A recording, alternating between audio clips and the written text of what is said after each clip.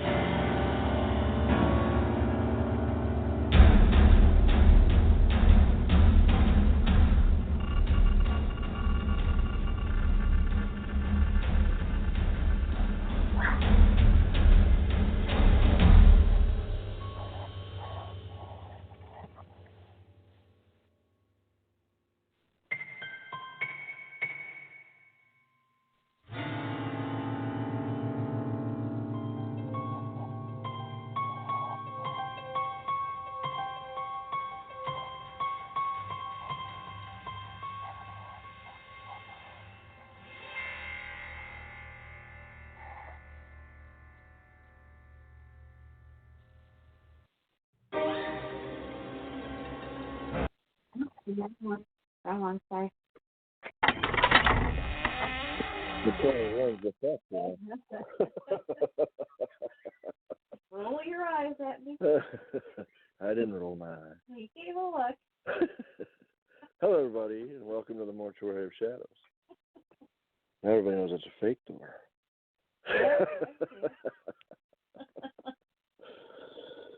All right. The Mortuary of Shadows is brought to you by A Poetic Slice of Life. A Poetic Slice of Life is a group located on allpoetry.com, the largest poetry website in the world.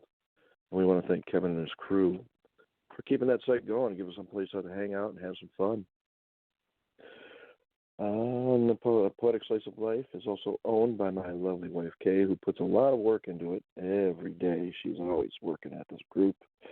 And during the show, she's the one that's controlling most of the technical aspects as well, letting callers in, dropping poems, all that good stuff. Messages, all that stuff. Keeping busy, always keeping busy, always multitasking. Yeah, that's why sometimes I may seem dense, but I'm really not. It's because I'm all over the place. Yes, and as I already said, that's my lovely wife, Kay. Yeah. Say hello. Hello. And I'm her Wesley, Steve at 76. Yes. Yes, indeed. Tonight's show is, of course, New Year's Eve. And we are, let's see here, look at the countdown here. We are 1 hour and 24 minutes away from the New Year over here in the Eastern Standard Time Zone. How about that? How about that? Certain people are on different time zones, so they may be a little behind us, too. And there's some people that are ahead of us, too. Yes. Yes, indeed. So tonight, because it is New Year's Eve, the movie that we focused on is New Year's Evil, a very low-budget horror movie from 1980, but it's also very entertaining. And just a reminder to anybody listening out there that most of these poems are written to quotes from the movie. They're all done in fun. They may be dark, but they're just for fun. We're just here to have a good time, have some laughs, and let's bring in the new year right. Talking about New Year's Evil. Yes, and before... I guess still got one more. I got a little bit more spiel here. Oh, sorry. That's all right. The song that you heard to open it up was written by Kevin MacLeod, and it is a public domain song. He wrote it, so we could use it. Yes. And all the poems that we read tonight, if the author is not present to read them, we do have written permission to read those poems. Am I missing anything? Did I get it all? You got it all. I just want to give a special shout out because at the end I may not remember to because there's going to be a lot going on tonight. We're going to have a simulcast. Is that what it's called? Yes. Where Deb and Hatter from their show that's going on at Team of Voices, they're going to be joining us in a bit. And there's a lot of poetry. So I just want to make sure I give a special shout out tonight because the new year is closing within a few hours, less than. And I just want to say that today is actually the 2-month mark of when we start this group and when we start doing the show. In that time, we have accomplished a lot in that time, and I'm very proud of everything that our group has accomplished with our in-house members and with our listeners, because I just noticed the other day we picked up our 15th listener. So we have countries like the U.S., UK, India, Mexico, Japan, Canada, Philippines, New Zealand, Slovenia, Austria, Finland, Belgium, Australia, Zambia, and Ireland. But all you people out there, thank you very much for listening. Yep. And I hope that in the new year, with the changes that we bring to our room and with the shows, you continue to listen and you like what you hear. So without further ado, I will probably shut up and let the callers in. Yeah, we can let the callers in, but I do want to just make sure that you said listener when you should have said country. Country, 15 sorry. countries. That's all right. I know, because you're excited. I'm doing like 1,000,001 things it feels like right now. So if I do a full pie, you gotta forgive me because that's all right. We all We all yeah, so I'm putting on the board here. All right, let's welcome the callers in. First caller, Wayne. Happy New Year, Happy Wayne. New Year, Wayne. Hey, Happy New Year. I thought I was going to hear your laugh tonight when the headers come off. I was waiting for your laugh that you did last night. That was exciting. Yeah. I was happy I was able to stay in character on that one. Excellent. Thanks, man. Appreciate that. And next caller is Deb. Yeah. Hello, Deb. Hello. Hello. Happy New Year.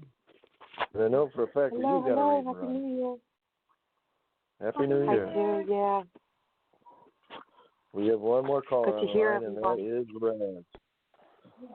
Yeah, how you doing? It's me. I mean, I had to come back to the shadows, even though it's the New Year's and all you're talking about is concepts to be tortured souls in hell, which is a positive note. Why not wish you all a good New Year's, you know? If the shadows are there. Happy New Year. Happy New Year. All right. We'll drop Deb's poem down so she can get to where she's going. Yeah, what I'll do is I will drop Deb's right, and then I will drop Wayne's down next. I know Wayne's a busy guy too. Mm-hmm. All righty. Okay, come on. My laptop. Okay, Deb, you're up. Okay, thank you. And I'm oh my waiting to hear goodness, this one. guys, this was so much fun. And I blame Stephen because his maniacal laugh the other night got me thinking that could be fun. And I wrote to prompt number 4, just a New Year's resolution. I'm going to commit murder at midnight. I'm going to kill someone you know, someone close to you. And here we go. It's called You Play, You Pay. Do not drop those eyelids. And here we go. Daylight falls with the sun, dressing the skies in gray. Dusk hits with a chill, and night musk tickles nostrils. Today is mine. A grin locks on my face in this countdown to midnight, back to 0. Twilight wears no stars as darkness blankets the sky, covering every gray tint with velvet color in an onyx hue. Light climbs, tossing shadows on the lawn, and the moon is a full circle, and death rides an icy breeze. Do you smell it? 2 hands slide on the dial, sweeping second-hand flies. Tick-tock. Do you hear the clock? Tonight the player dies. Picking and poking with little jabs as you push my buttons, playing with me, pulling the puppet strings. But a woman is not a toy. So if you pray, do it now. For tonight is the night to pay to the piper. Ding, ding, dong. It's midnight. Goodbye to you, boy. Laughing now, baby. And poem. Yeah. I was looking forward to you reading this because I knew you were going to take it somewhere with all the parentheses, all the actions that you did. You put them in there. You really brought it to life. I really thought this was cool. Yeah, excellent right to the prompt. And once again, the player gets what's coming to him. This is really cool, Deb. And this is fictitious. I don't advocate murder. Just saying. At least not on the record, because otherwise then we all have to go to prison sometime tomorrow. Yeah. Yeah. All right. What'd you think of it, Wayne? I thought it was wonderful. I like the way you read it, and I like the sound effects came in good. And please let me live another year. We got to kill somebody tonight. Are you a player? You're Wayne? always nice to me, Wayne. Don't worry. That's a wonderful You're poem. always Good nice job. to me. No worries there. She has a distinctive boy in mind. It's not Wayne. All right. What'd you think, Raz? I thought this was a great work of art in the horror genre, but the fact that it's written out the way a poem would, then it qualifies to be a horror type poem. And for the most part, what you have going here was not just that movie Happy New Evil, but possibly something like Kill Theory in After Dark production. Because the stalker is deliberate, that it has to be at midnight where this person meets their end, and they receive plenty of warnings prior until that final toll of the bell at 12. Yeah, not too much warning though. You don't want them to get away. And the prompt was about midnight, so had to But do you it were then. just poking fun. I don't mean to take things too seriously, Debbie. I'm perhaps reading more into this than someone being preyed upon, because it's really just to humor anyone on a dark note for a good night like New Year's. Well, maybe on the side note, anybody that thinks it's okay to play with a woman or with a man might be a little bit nervous. And of course, we all know that's not right, but it just seems what the narrator is saying in the poem. No, I'm saying I could see that point of view, and anybody who is guilty of that might sweat a little, but it was all in fun of the evil New Year. My poem as well openly discusses murder around 12, so I mean I don't approve of that too, but it just seems sort of like on the theme of New Year's Evil what was going on with the characters in that movie. Cool. Well, to be sure, he did play around with a lot of the women, actually. He did. Yeah, he did. He was going to different time zones, and he was picking up women, trying to seduce them in order to get what he wanted. So I actually think Deb's right is dead on, because the first victim in the one time zone, he did seduce her, and as they were about to be intimate, then he killed her. And it was the same way with a lot of the women, actually. He came in under the guise that he wanted to have something more with them, but before we got to that point, then he just killed them. So that way he could get to the next time zone in time to commit more murder. Yeah. But I do love your right, Deb. I love the line that a woman is not a toy, so if you pray, do it now. Damn, this is pretty cool right on. I love the way you read it, because you gave it its own personified life. This was a cool read. It was a cool write. I love it. Right. All right. I use the thought of people who have played with me to give me the attitude to read it, but it was all fun. It was a really awesome prompt, you guys, and I'm glad you liked it. Yeah, and listen, I'm going to Deb. go get ready, and then I will give you a heads up when we want to simulcast and say hello. Okie doke. Do you want to give a shout out to your show, All right. Susan Hatter, before you leave? Yeah, it's just going to be hanging out. There's a few poems left over from last night that we're going to wrap up, and then some of you know there's a little bit of surprise. I don't want to say it in case that somebody's listening, but it should be fun. Starts at 11. I know. Happy New Year. Love and respect. Happy New Year. Love and respect, Deb. Happy New Year's. Happy New Year. All right. And now, I'm going to drop Wayne. Oh, no. Okay, this is my poem. This is not about the movie as much as it is about shadows and a crazy person. Okay, it's called Shadows Cast. Shadows speak in trembling tones. It rattles me all through my bones. It tells of all the memories of the past. Why does all the torment I have last?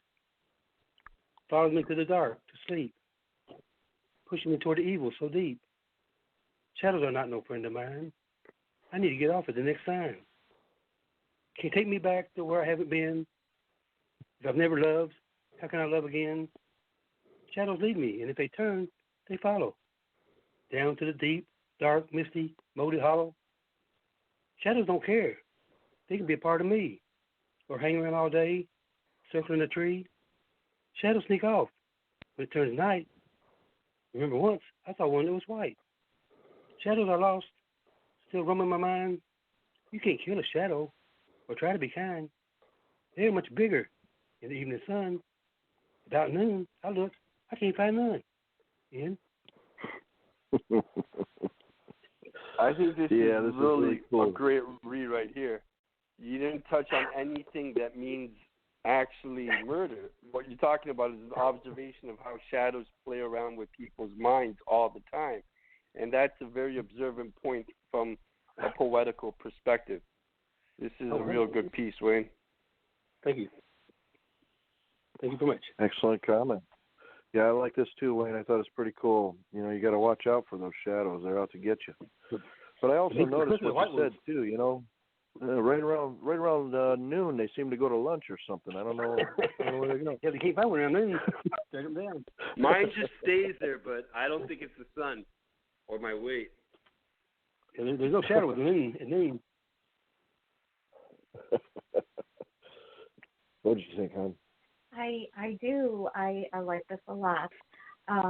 Where did you go? Hold on a second. I flitted. I'm sorry. Okay, Wayne, I love you're right because I read it the other day. Yeah, it does speak of shadows, but I like how it speaks as well. Shadows speak in the trembling tone. And the thing is, lately I've been saying this to you. I've been doing this trick that Shatter said, where for each stanza I take the first sentence from each one. That in itself gives it its own dark life to it, because if you read it like that, it says, shadows speak in trembling tones, follows me to the dark of sleep. Can't take me back to where I haven't been. Shadows don't care. They can be part of me. Shadows I lost still roam around in my mind. And when you read it like that, it's cool. The writing all around is cool as well when you talk about shadows. This is pretty epic, Wayne. I love that you brought it. I like to read the last line. Not really make sense. Kind of throw everybody off when I read 3 lines and the last one kind of shocks everybody. And that's why I try to do my stanzas or something. Like when I said I need to get off the next line. What does that mean? Remember once I saw one that was white. What does white shadow look like? It's kind of. There's the whole mystery of shadows. You couldn't really do the whole punchline, although that's your usual method. Even when you reach the noon shadow, it's not there, but there was still the evening sun shadows.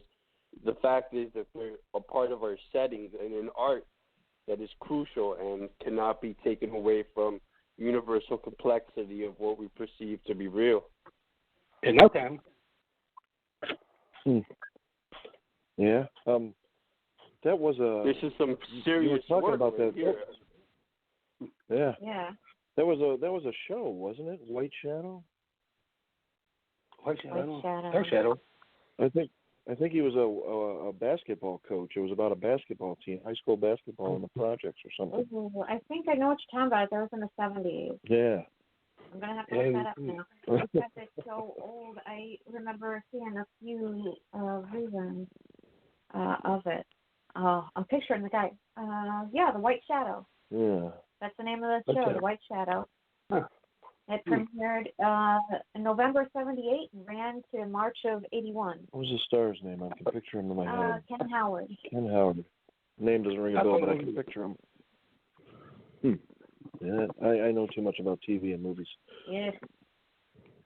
Otherwise, I was the host. Co-host. Well, yeah. Yeah.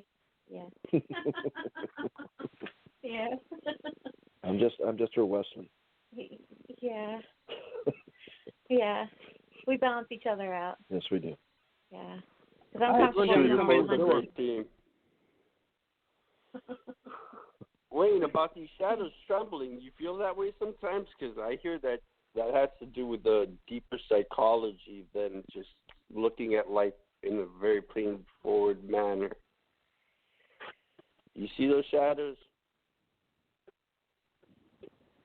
I think shadows are all around when you think about it. Yeah. Yeah. Even my cat Victoria says so. She's a great commentator. Yeah. Where did you want to go, hon? Well, if you want, I will drop Raz's down. All right, Raz, you ready to read? That one. I can read my piece. I feel kind of awkward. I did the whole theme on New Year's Evil, and as we can see here, that after Wayne, I could have just tried something that was more poetical than a horror movie. But here we go. New Year's bottled surprise.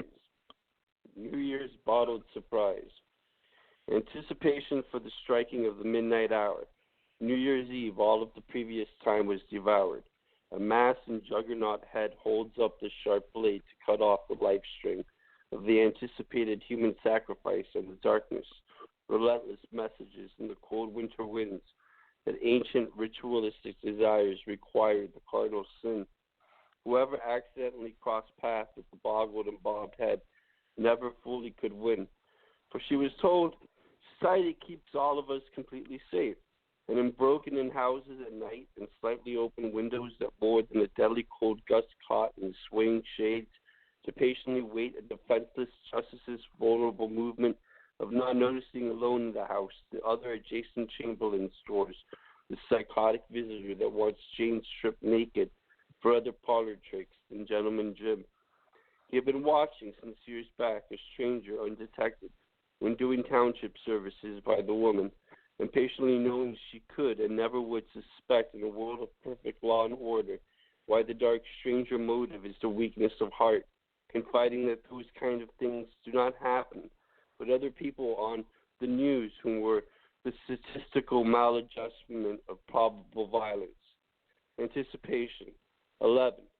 Until the stroke of New Year's morning and the lone chilled ice bucket of champagne could be uncorked into 12 rolling grapes for traditional nurturing. What day we live in today. The Times Square countdown of the ball on television. No outside warning. 10, 9, 8. Movement disturbed behind your shoulders. 7, 6, 5. That sudden feeling that something will never be right. 4, 3, 2, 1. The exploding fireworks and the all-angsting doing to all the bells ringing, while the woman turns around and the disturbed intrusion is a secondary hope of not ever again being able to avoid the final painful sweep of the steel-shaped blade and the throat splattering, which could have began screaming. And see, I don't know. I thought this was freaking awesome, actually. Well, before we get any comments, I want to pick this up because I think this person's on a time crunch. That can't be right. No. I'm not sweet. usually a horror novelist, but I prefer poetry. But I thought on this take, what was really getting me the most is I think I've had this nightmare before without watching the movie New Year's Evil.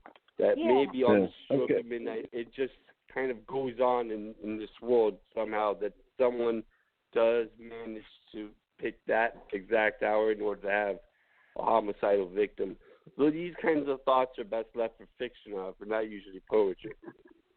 As to what was in the surprise at the bottom. Okay. We're going to pick up on your right in a minute. We got to pick up this call, so I think she's in a hurry. Sweet Pea, is that you? Yes. What are you doing calling? You should be resting. Yeah, I'm resting.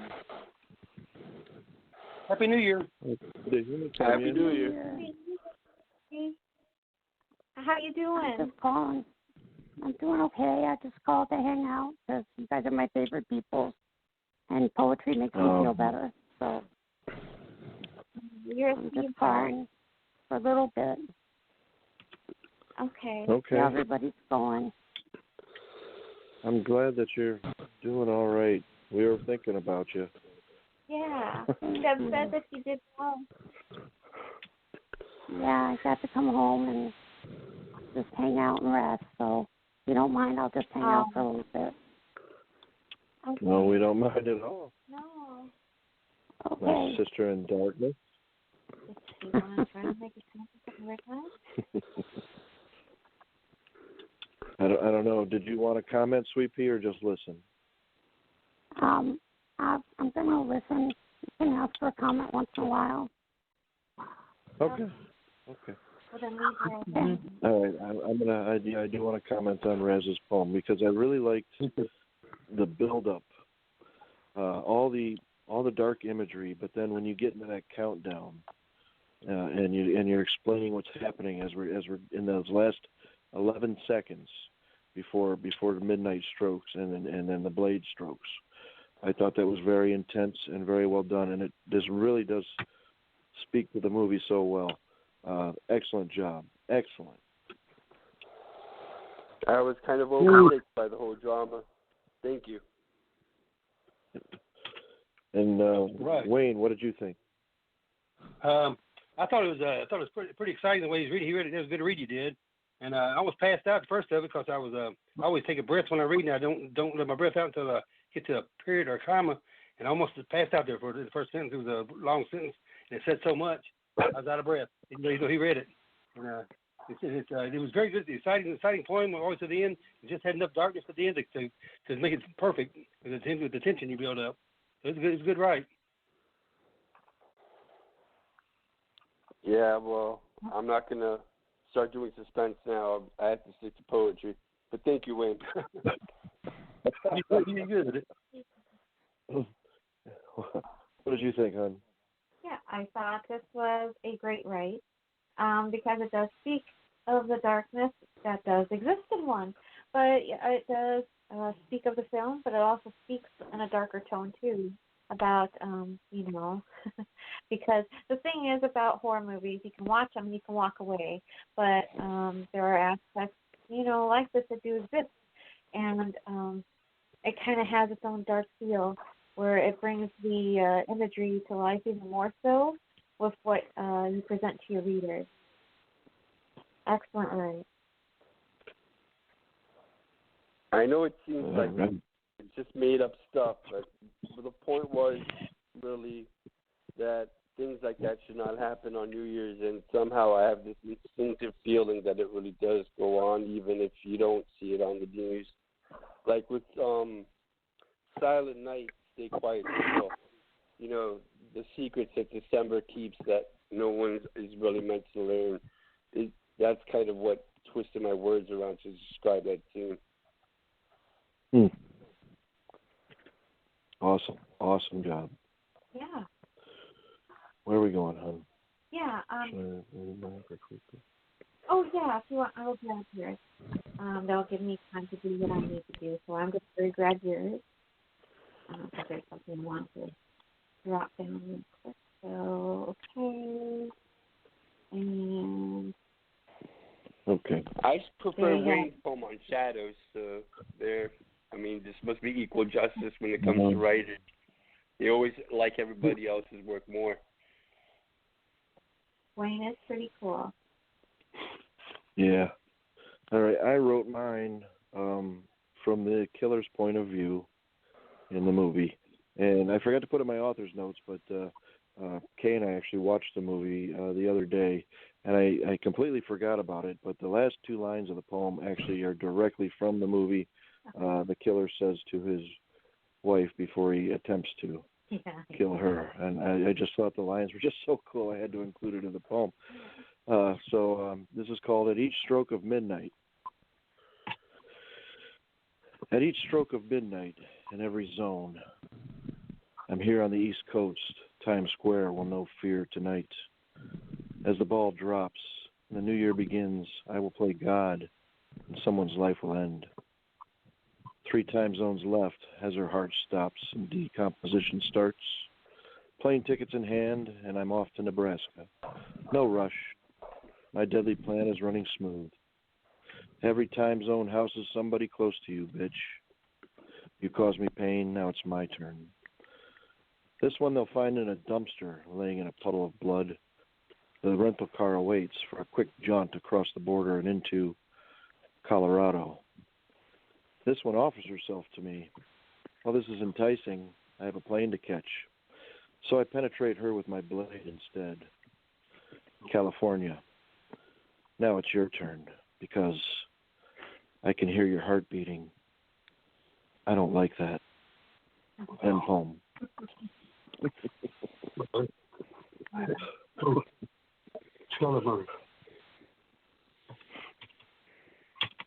Yeah, I thought that was pretty cool because I know when we heard that line when we were watching the movie, I can hear your heartbeat. I don't like that. You immediately said, I got to write that down. That's pretty cool. Because that when he was ready to kill her and her heart, was beating super fast because she was scared. The write all around is pretty cool because we both wrote from different scenes from the movie, and you definitely brought this together pretty cool. And, yeah, I have to admit, that line about can't stand hearing her heartbeat was pretty cool. Yeah. Because he had nothing but disgust and hatred for her. Also, the way he delivered it in the movie, too, was so matter-of-factly. It was just like, I don't like that. Yeah. He had already checked out. So, yeah, it was what it was with him. What do you think, Raz? That this killer is prolific. You don't usually have your run-of-the-mill drive-by shooter or a random act of homicide that involves 3 or more states. The one in New Year's Evil and Stephen's poem, they all have something in common, that they're very organized with what they want from the victims, even if it's out of vengeance, even if time should separate them from achieving their goal. And, of course, our God's almighty laws that prevent those acts from happening. So it would seem that from Nebraska, you turn around to Colorado and then California, and that only makes it harder for the cops to usually find a trail. She's a prolific killer right there. Thank you, Raz. This is what I get from Steve's poem. But as Steve's style of poetry, it's very modern. You have all the elements without even having to be in the movie, in which you still get the impression of the profile of the narrator. Oh, thank you very much. What do you think, Wayne? I think it's a good read. He had a trail of dark murders all the way through it, where he keep people that stashed their bodies. I like probably say penetrated with a knife instead. She probably didn't get off on that. And then the suspense was built by travel, not by a clock countdown. Is by getting closer and closer to the victim and traveling through time zones. Built the suspense up in a poem, and it's done real well. I liked it a whole lot. Thank you, Wayne. And I let Sky in the room. I'm not sure if he heard you right. Sky! Unmute Sky. Well, she might not really be here. Nope, okay, she left us again. Okay. She left. She was here and then she left. So, okay. She'll be back. She'll be back, I know. She flits like I do. A lot of us are flitters, so, okay. I'm not, okay. Oh, you want to say something, Stacey? Oh, yes, I do. Stephen. Take it away. You promised you wouldn't tell anybody. You promised you wouldn't tell anybody about our kill in Colorado. Now I have to run and hide.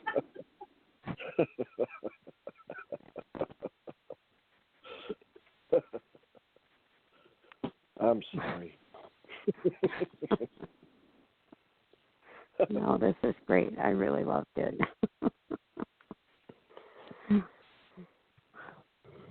This was fabulous. Thank you. Thank you, Sweet Pea. If you've never seen the movie, watch it at least to see those lines said by the actor, because the way he says it is just so cool.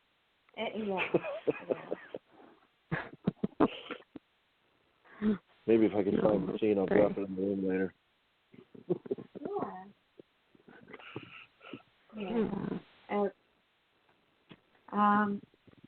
Are you ready for me to get to the next one? Yeah. Okay. All right. Did you want to read this one for me? You want me to read for Sapphire? Yeah, kind of Oops. I'm actually going to say goodbye and wish you guys a happy new year. That's what I wanted to do and tell you all I love you. Okay. We love you too, Sweet Pea. Happy New Year and get some rest. Yeah, Happy New Year. Happy New Year. Talk to you later, guys. Bye. All right. Later. Take care. Bye. Bye-bye. Hang on, let me just Happy New Year's. Is that a Tommy Dorsey song, Sweet Peas? Or Disney? Or both? I'm not sure. I'm not sure where she came up with her username. I don't know. If you want, I could read this one now. I just didn't think that would be fun and enough time. Okie doke. Yeah. Well, it probably would be better since it was written by a lady, and you are a lady. Yeah. I would reveal where I came up with mine, but, I mean, there's just a random word somewhere in one of these books in the library, and it says Razaz, so there's my screen name. I'm not going to go through all that reading the entire library to point out again which book had the one adjective in the dictionary that's already used in most of the other novels, Razaz.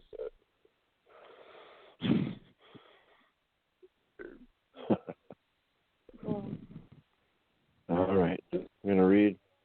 Kay's going to read for Sapphire Star. Yes, this is by Sapphire Star, and it's not to the movie. It is Dark Right. because we like to, for our shows, leave the door open wide. That's why we give a lot of different prompts. And we also welcome just dark rites in general, too, so that way everybody can feel like they're welcome to take part. And this is by Sapphire Star, and it is called Nightmare of the Mind Macabre. I feel the episode in my mind, walking very gingerly into the room, with an obvious look of fear, overpowered by an odorous sense, harsh and indescribable. His motions seemingly slow to crawl. Time feels like an eternity. Creatures of unknown origin slither across bared feet, lurching backwards upon pages, paled skin, cold from fright, felt like in a realm of eternal, evil darkness. Trio of skulls sitting upon pillars, echo and spin, attacking the soul, as one by one years, attempting strength, crushing, thrown into the oscillating fan, disintegrate into ashes. A vision of familiarity, shown as very old and frail, appears upon the closet door. A luminous emerald glow of mysteriousness surrounding its frame. Awakened from this nightmare as though were play's final act, this chaos etches into the mind. Fear becomes more uncontrollable, lying awake, motionless. Lividity, afraid to move. Deluge of tears invades the soul, clutching pillow for security, unable to return to sleep amidst this mental pandemonium. End poem. Yeah, I thought this was really cool, and I also read her author's notes. She said, believe it or not, this was an actual nightmare that she had. I thought that the dark imagery in this was intense. I told her in my comment that you and I have had some doozy of nightmares as well, some very strange ones, and it is always hard to get back to sleep, especially when they're really, really odd. Yeah. Yeah, but this was, she did really well. An excellent write. What did you think, Raz? She's capturing the whole element of going through that nightmare, stanza after stanza. You almost feel paralyzed and not sure of what's threatening your psychology to feel fear until the very ending, that in that collapse, perhaps there could be rest again. The lines of having to lie there motionless, hoping for security, hoping for that sense of panic to just go away in the dread. I had one just the other night that I was lying there. I don't know, there was like a hellhound slobbering next to me, and I couldn't wake up, feeling just as paralyzed. With nightmares, the fear while you're in that state of sleep, it overcomes you. Something convinces your mind that you're being threatened by an unknown element, which actually wants to do you harm. And in that sense, all you want is to wake up. And then when you convince yourself sometimes you could do just that, it turns out you're still in the same nightmare for at least another quarter of a minute or another half hour, until finally being able to rest assured that you're back into the waking world. So this captures all the essential things that really happen in the nightmare, like you were saying, Stephen. I agree on that much with Sapphire Star's piece. Excellent comment. What did you think, Wayne? I thought it was a good read, and she got into the nightmare and perfectly where she's inside of it talking, and you can follow along with it very well. I wish the poem was posted where I could have read along with it, but it's I kind of lost track here at the very middle of it, where she talks about it. But it's a good read, and I liked it. I couldn't keep up with her at the middle part. I couldn't keep up because I couldn't. That's okay. What did you think, hon? Yeah, I thought this was a great write, because a lot of us, we do have those moments of having those nightmares, sometimes very vivid, and sometimes they're brought on for a lot of different reasons. Her write brought me back to the past when I used to have my own issues with very vivid, sometimes horrific nightmares. Because for some reason, after we lost this on the first year, my nightmares were all over the place, where I was afraid to sleep at times. When I did, they were just very violent, horrific, and that's because other things were being touched on within as well that I had not addressed yet. So sometimes dreams, nightmares, they can be very scary, and she definitely brought that to life very well, because sometimes they're no laughing matter. Yeah. They really jar you. Even when you're awake, you still feel it to your core. It really unnerves you. Yeah, I mean, just 6 months ago, I was having issues with a recurring one, so I remember waking up almost every night freaking out because of it. Yeah. So, yeah, nightmares can seem so real while you're in them. And when you wake up from them, yeah, like you said, Braz, sometimes you think you're still there. Yeah. And that's worse. Not until you're completely conscious again that it was just things that your unconscious mind fabricates out of fears that you pick up along the day from anxiety and stress. I mean, you can look this up, the Harvard textbook version of why people suffer from nightmares.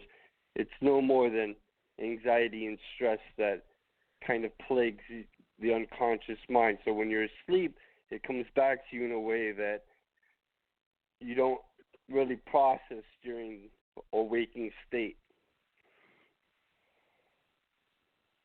Yeah, I was just going to mention, I can laugh about it now, but one of them that I had, the Do I sound protagonist in my that I was dream. lying there in bed and the hellhound was slobbering next to my neck? Of course not, but that's exactly what the nightmare said. In a conscious state, there is no such possibility. This is not Greenwood, Mississippi. I'm not Robert Johnson. We are not the Legend of the Blues. But celebrating New Year's Eve, for Christ's sake. I was going to mention the one that I woke up from when I was having those dreams. The protagonist in my dream opened his mouth wide to let out a growl. At the same time, a motorcycle was revving its engine right across the front of our house. So when I woke up, I was still hearing the noise. So that was really unnerving. Yeah.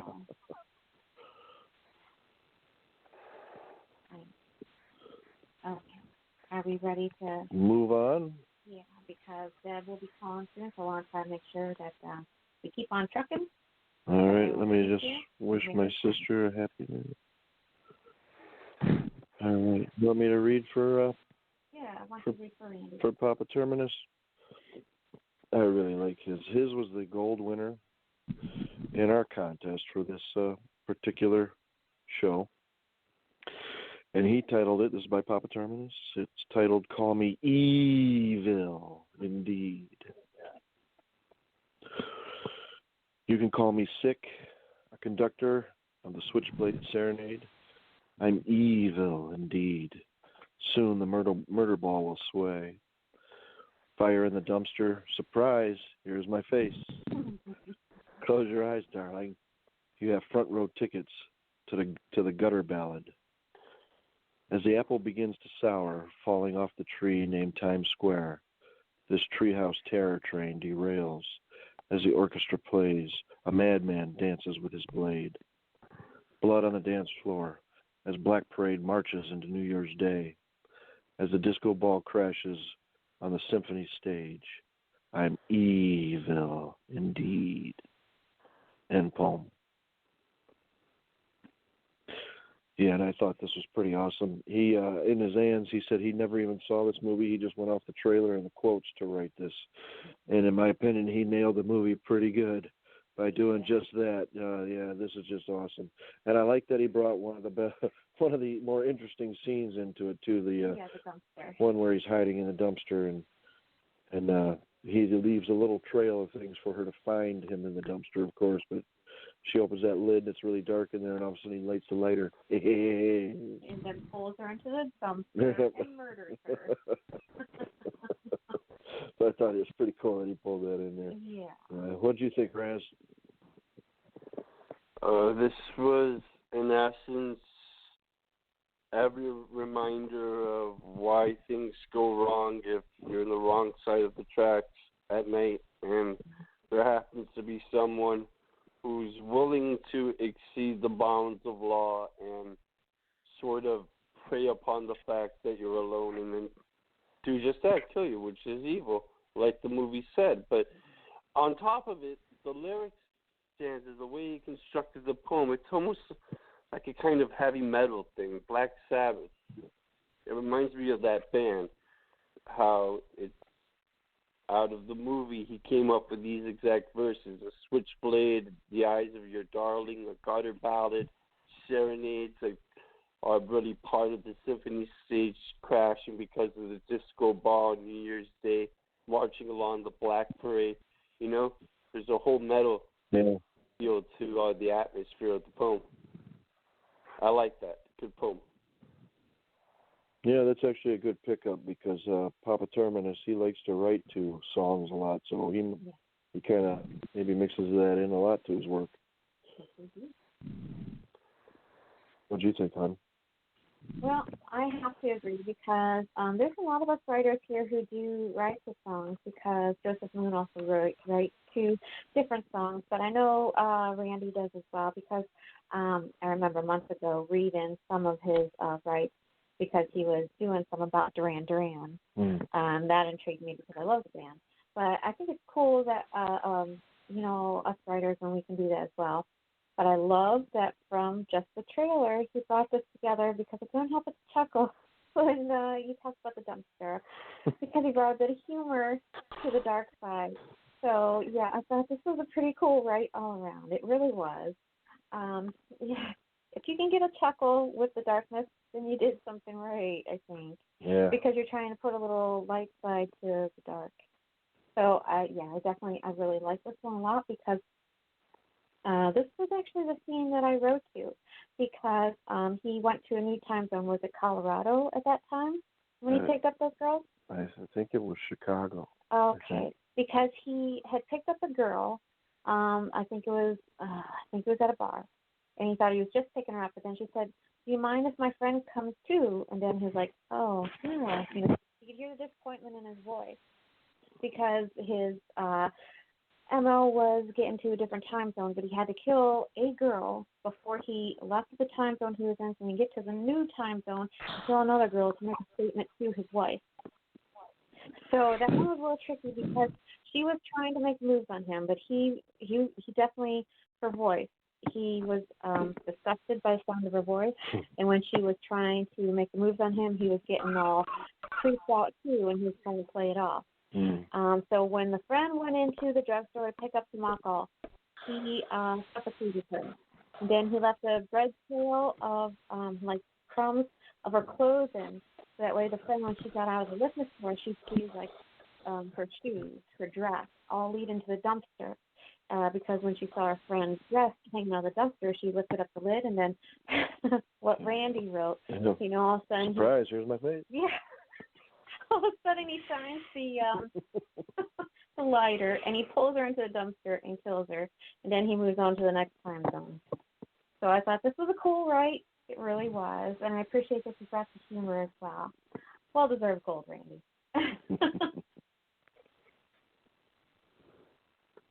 So, okay. Where do we want to go? All right. I'm going to drop mine down since he wrote to that scene, and that was one I chose as well. Cool. I couldn't help it. Because even before we saw the movie again, we were talking about that one. So, yeah. Okay.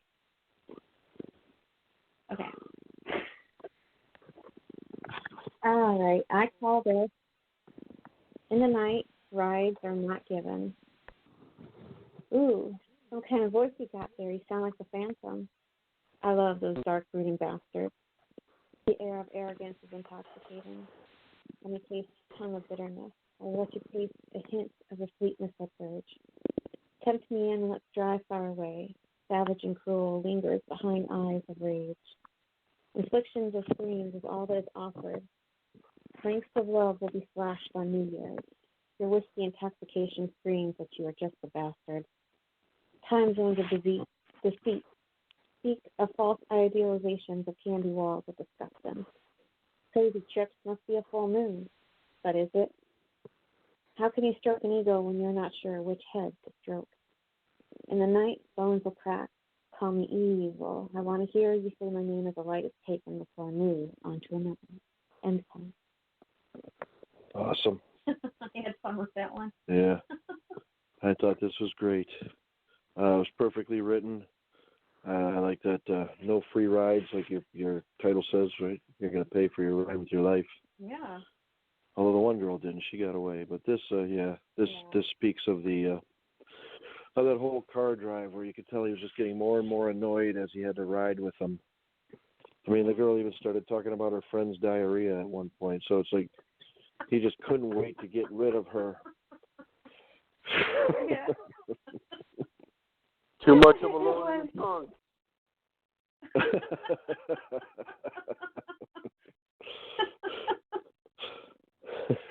Yeah. Well, it was an interesting scene. Yeah. What'd you think, Raz? Yeah, okay, you're getting pretty gifted with the word. What I've read of your material, it's great. Your actual grasp of language, because in this perspective, the killer, he's no longer intimidating his victims, but trying to disorientate them from any sense of actual reality. And when someone has you in your mind that way, if they're psychologically manipulating you, you don't know they're around, and they're telling you things that make absolutely no sense, like, are these crazy trips because the moon is full? Are your time zones really a point of deception because you have no idea what you're doing with your time? Then maybe you start to actually worry that someone is trying to, psychologically get close to you. And in that sense, they might be physical. I like that impression of the poem. Thank you. Excellent comment. Yeah. Okay. I'm going to drop the next one. All right. Okay. Now we're going to bring you. Why is it JG's? No, it's just coincidence. Is it just coincidence? I don't know. I like John's writing is good, but Raz reads it very nicely. Yes, he does. Would you like to read for JEG, Raz? Yeah, I've become Mr. Gilman's solicitor in a sense. Why not? Why not? This would be my fourth time, or at least third time, that I read for Mr. Gilman. Tonight's presentation, he has Murder in the New Year. The New Year's Eve party, that's murder. It's time to ring in the new year with death, mayhem, and destruction. The most delicious part is the fun of planning the murder's construction, wondering what pain I can inflict on some poor unsuspecting fool, because I will be ever so careful to choose the most perfect of tools. Sometimes death needs a helping hand, and another sad stays. If you saw the smile on my face, you would know that indeed crime pays. Before the clock finishes tolling midnight, my sickle will cut someone down who will notice me in the role of an average stranger walking around. I will kill one of your loved ones, but who, pray tell, is it going to be? I will be laughing in glee because you can't do a damn thing to stop me. Come, one and all, join the party as I murder in the new year. Excellent read. Yes. Excellent read. Yeah. What did you think of it, Raz? This man, this time, who Gilman's describing, he's just getting off to it, period. There's no psychology anymore, like with Kay's poem, but the very fact that it's an event, just like New Year's Eve or New Year's Day, that it's part of his own ritual of how to ring in those brand new tolling bells.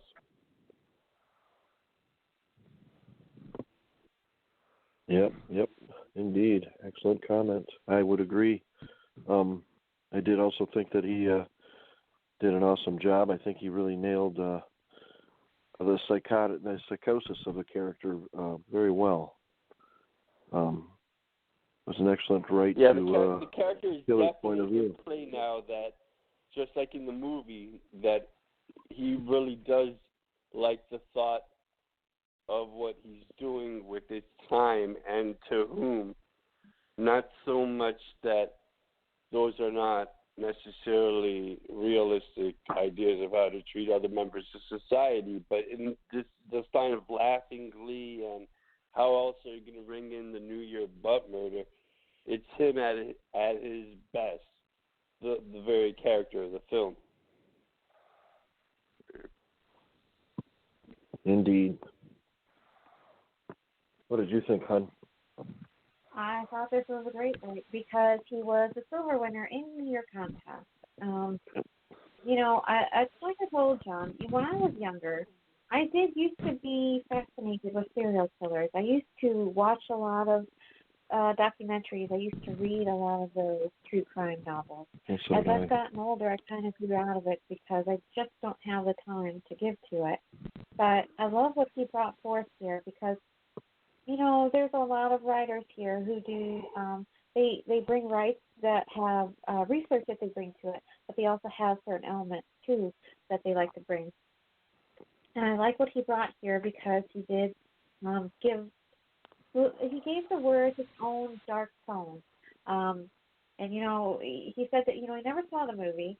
And just like Rand, they gave it a stab, in their own cool way. And I know for a lot of people, they probably did not see it. So I do appreciate everybody taking the time to write for the prompt, even if they didn't see it, because there is no right or wrong way. What you see is what you see, and if it speaks to you in the way that it does, then go with it, I say. Yeah. And he obviously did an awesome job. He did. He got silver. So, just the way that he talked all around about, I'll kill your loved ones, but who, pray tell, is it going to be? And I'll be laughing in glee because you can't do a damn thing to stop me. That right there, that stanza speaks, of the madman. Because Kay's version is psychologically disorientating who they're after, while Mr. Gilman's already became some kind of host to himself. Why he has the whole night? Yeah. Right, it's pretty cool. Yeah. And as I told him too, because he said he took forget how he said. He didn't say he took a stab at it. He winged it. So I told him it was a great wing that you took. I like wings. No, I know. I thought this was a great night. It truly was. Yeah. And I appreciate you taking on the challenge for the contest, John. Yeah. I'll admit I can this almost movie see is the mask this time with Gilman, the one that's the whole prompt. Oh yeah. Yeah. The movie is a very obscure movie. I don't think it did very well at the box office, and it might have a small cult following maybe, but I had never seen it until after I met you, and you had seen it before, and you introduced it to me. Yeah. And a lot of movies actually you've introduced me to when it comes to low budget horror, and I just love low budget horror movies because they're usually not scary; they're more funny. It can be, because this one came from 1980, and the funny thing is, these last few days on YouTube, because this movie is available on YouTube, we ended up just starting these last few days just watching random horror flicks. It seemed like when we got to 1980 started pushing the envelope in its own way of scary movies, because all the ones we've been watching and are going to continue to watch, they definitely have their own cool dark mood to it. Mm-hmm. We might have to run some contests for some of them. Yeah, because we've come across some pretty good ones, and then some that I have not even heard of. So that's pretty cool. Yeah. If after all these years I still am finding ones that I have never heard of. I do think the 80s, it definitely brought something cool with the horror movies. They did start taking their own steps. Oh yeah, the 80s pretty much opened up the slasher genre. I mean, Jason Voorhees, and of course at the top of the list, Michael Myers and Freddy Krueger are the top slashers that you'd ever see. But there are so many other movies that they did with the slasher genre that never really made the big time, but they're still very entertaining. They are. Where did you want to go from here, hon? Let me see. Let me drop this down here. I'm working on it. Okay. I was going to have you read for T. Perry. I believe it was a bronze in your packet. Yes, I do believe so. Oh, my phone just turned off. Well, you're still here. Yeah, the screen went black because it was idle for too long. Are we going to do the whole countdown before 12? Oh, yeah, that's On the air? plan. Yep. Oh, so there's 26 minutes to go until 12, if anyone's listening out there on the web. All right. This is from T. Perry, and he was the bronze winner, and it is called Rockabye Baby. Call me evil, my sweet. I'm a voice from your past. Let me dress you, my love, in these shadows I cast. I shall bind you and lock you in permanent fear, and then laugh in your face while I measure your tears. It's your nightmare, dear mother, the son you forgot, has a nursery rhyme that's deliciously hot. I have a bevy of tortures I long to provide. Let's play Russian roulette, just to help you decide. I shall read you a story that's crafted in rhyme, while your tourniquet tightens, sweet mother of mine. With your eyes sewn tight from the silk in your tights, I shall tender sweet words of enchanted delight. While your aging flesh wobbles, my nightmare is sprung. What? You're speechless with fear. Has the cat bit your tongue? Here's a cocktail of poison to sweeten your voice.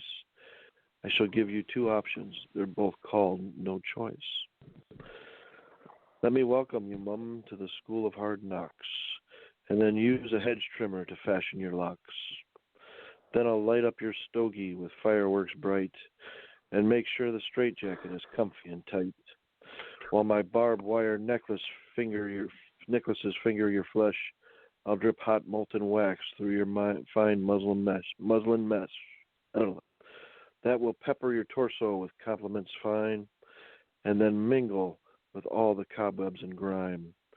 Here's a candle, a Bible, a cross, and a veil that should lighten your journey from heaven to hell. I shall laugh with such joy while the verdict is read. For the crimes of desertion, I hope you drop dead. End poem. Now, this is, I think, a very personal right that he wrote. He took liberties with the quotes, and he had some fun with it, of course, too. I'm sure he doesn't really think he's going to do all this stuff, but I think there's maybe some feelings in there about this. But I also thought that this was awesome. It's very dark and intense and maniacal. He nailed the quote that he wrote too, which was just "Call me evil," and also it says in his hands a letter to an absent mom. But I think he unknowingly tapped into one of the subplots of the movie, because the main character's son also harbored ill will towards her. Yeah. And in fact, the very end, spoiler alert, it looks like he's going to probably kill her after the end credits roll, but you just never see it. Yeah. I thought this was awesome. What did you think, Raz?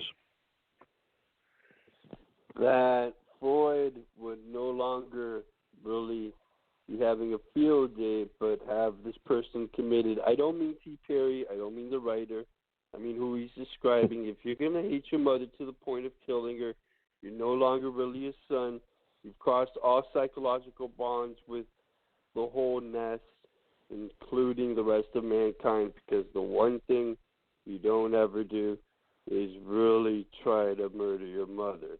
I mean, if this is the character in New Year's Evil, then he's doing a good job at being evil, because she's the only reason why a boy is born. Yeah, that's true. But if you read, he's talking about crimes of desertion. So this is a mother that up and left without warning. That happens too. Yeah. So I'm not positive here if I get the message that even if she had deserted or abandoned the kid who's supposed to get any kind of vengeance in that very Bible of where's the candle and the cross and the veil and what's going to separate the differences between heaven and hell. And when it comes to his own verdict, it's personal vengeance, but on a level that's not very natural. We're talking about a psychopath. yeah, oh yeah, definitely. I agree with that. Oh, yeah. Excellent comment. What did you think, hon? Well, yeah, I think that his right is definitely it definitely spoke to the movie in its own way because it's true. Because the thing is, it's funny, and this was something I ended up asking you too. Because what is so wrong with her being obsessed about her career? Because the thing is, in the movie, her husband hated her. Okay, at the end when the husband gave his reasons, I can understand. But then the son, he felt neglected his entire childhood. Yeah. But the thing is, does it warrant murder? Oh, No, it doesn't. No, unless you're psychotic. Well, yeah, I know. And that's the thing. The right itself. Is she really here? Yeah. Hold on a second. Let me finish this, okay? All right. Okay. But yeah, the right itself, it's pretty cool because it does speak to the son in the film because throughout the film they show him going through the motions of getting more and more enraged and wants to take it out on his mother. And at the end, they insinuate that he does. Yeah. So I thought this was a cool right because the message as well when he talks about a love letter to an absent mother. Mm-hmm. You know, there's also a right that could speak about society too because how many of us grew up with absent teenage parents? It does take its toll. It does create its own emotions that last a lifetime. Mm-hmm. So I thought this was a very cool right because it touched on certain elements in many different ways.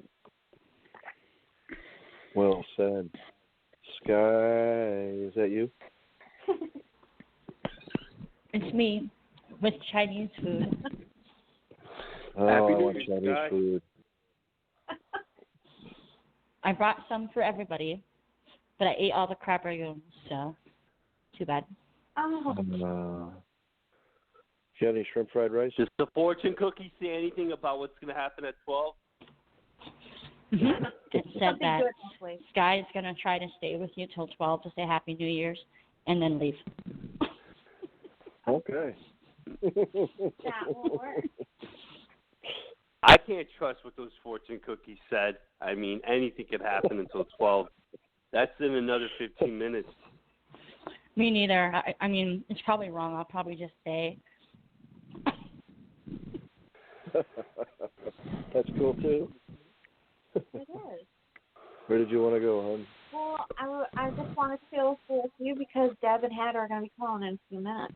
So Oh. I don't want to delve into a new poem because when they get here, they're going to be here for a little bit. Okay. So, yeah. Well, I'm going to sneak off then real quick. No, you're not. I want to get another drink. Well, no, we got to wait for them to call, which means we can't keep dead air going. You got to talk. You open it up and then talk to them right there. No. I mean, I don't want to start another poem because they're going to be calling in a few minutes. I know, you could just talk amongst yourself and I'm just going to go grab. I will get What's that. this show without Steven? I mean, isn't he supposed to be the co-host? I am. You are I going to will bang get off my shit. ass and get you a beer. All right, well, I got to have I'm my... a good co-host. Yes, you are. I gotta have an alcoholic beverage to toast the new year when it happens. Well, I'm at work in a dark room, sleeping on a couch, eating Chinese food, and drinking water by myself. So if I can't have alcoholic beverages, you can't have alcoholic beverages. Hey, Sky. I'm just kidding. Sky, That actually means you have to have double. Oh my God, you have to have double. You have to have one for me. Give me another one. So you're gonna have to get 1 and 2 in hands. So I hope you have a hands-free bottle of headset. water. If it makes you feel any better, the Russians aren't around on like Christmas Day or New Year's. I've been left alone at my property. Sounds good. That's all right. I told me the very ones mentioned on the news, but no one believes me, or the neighbors.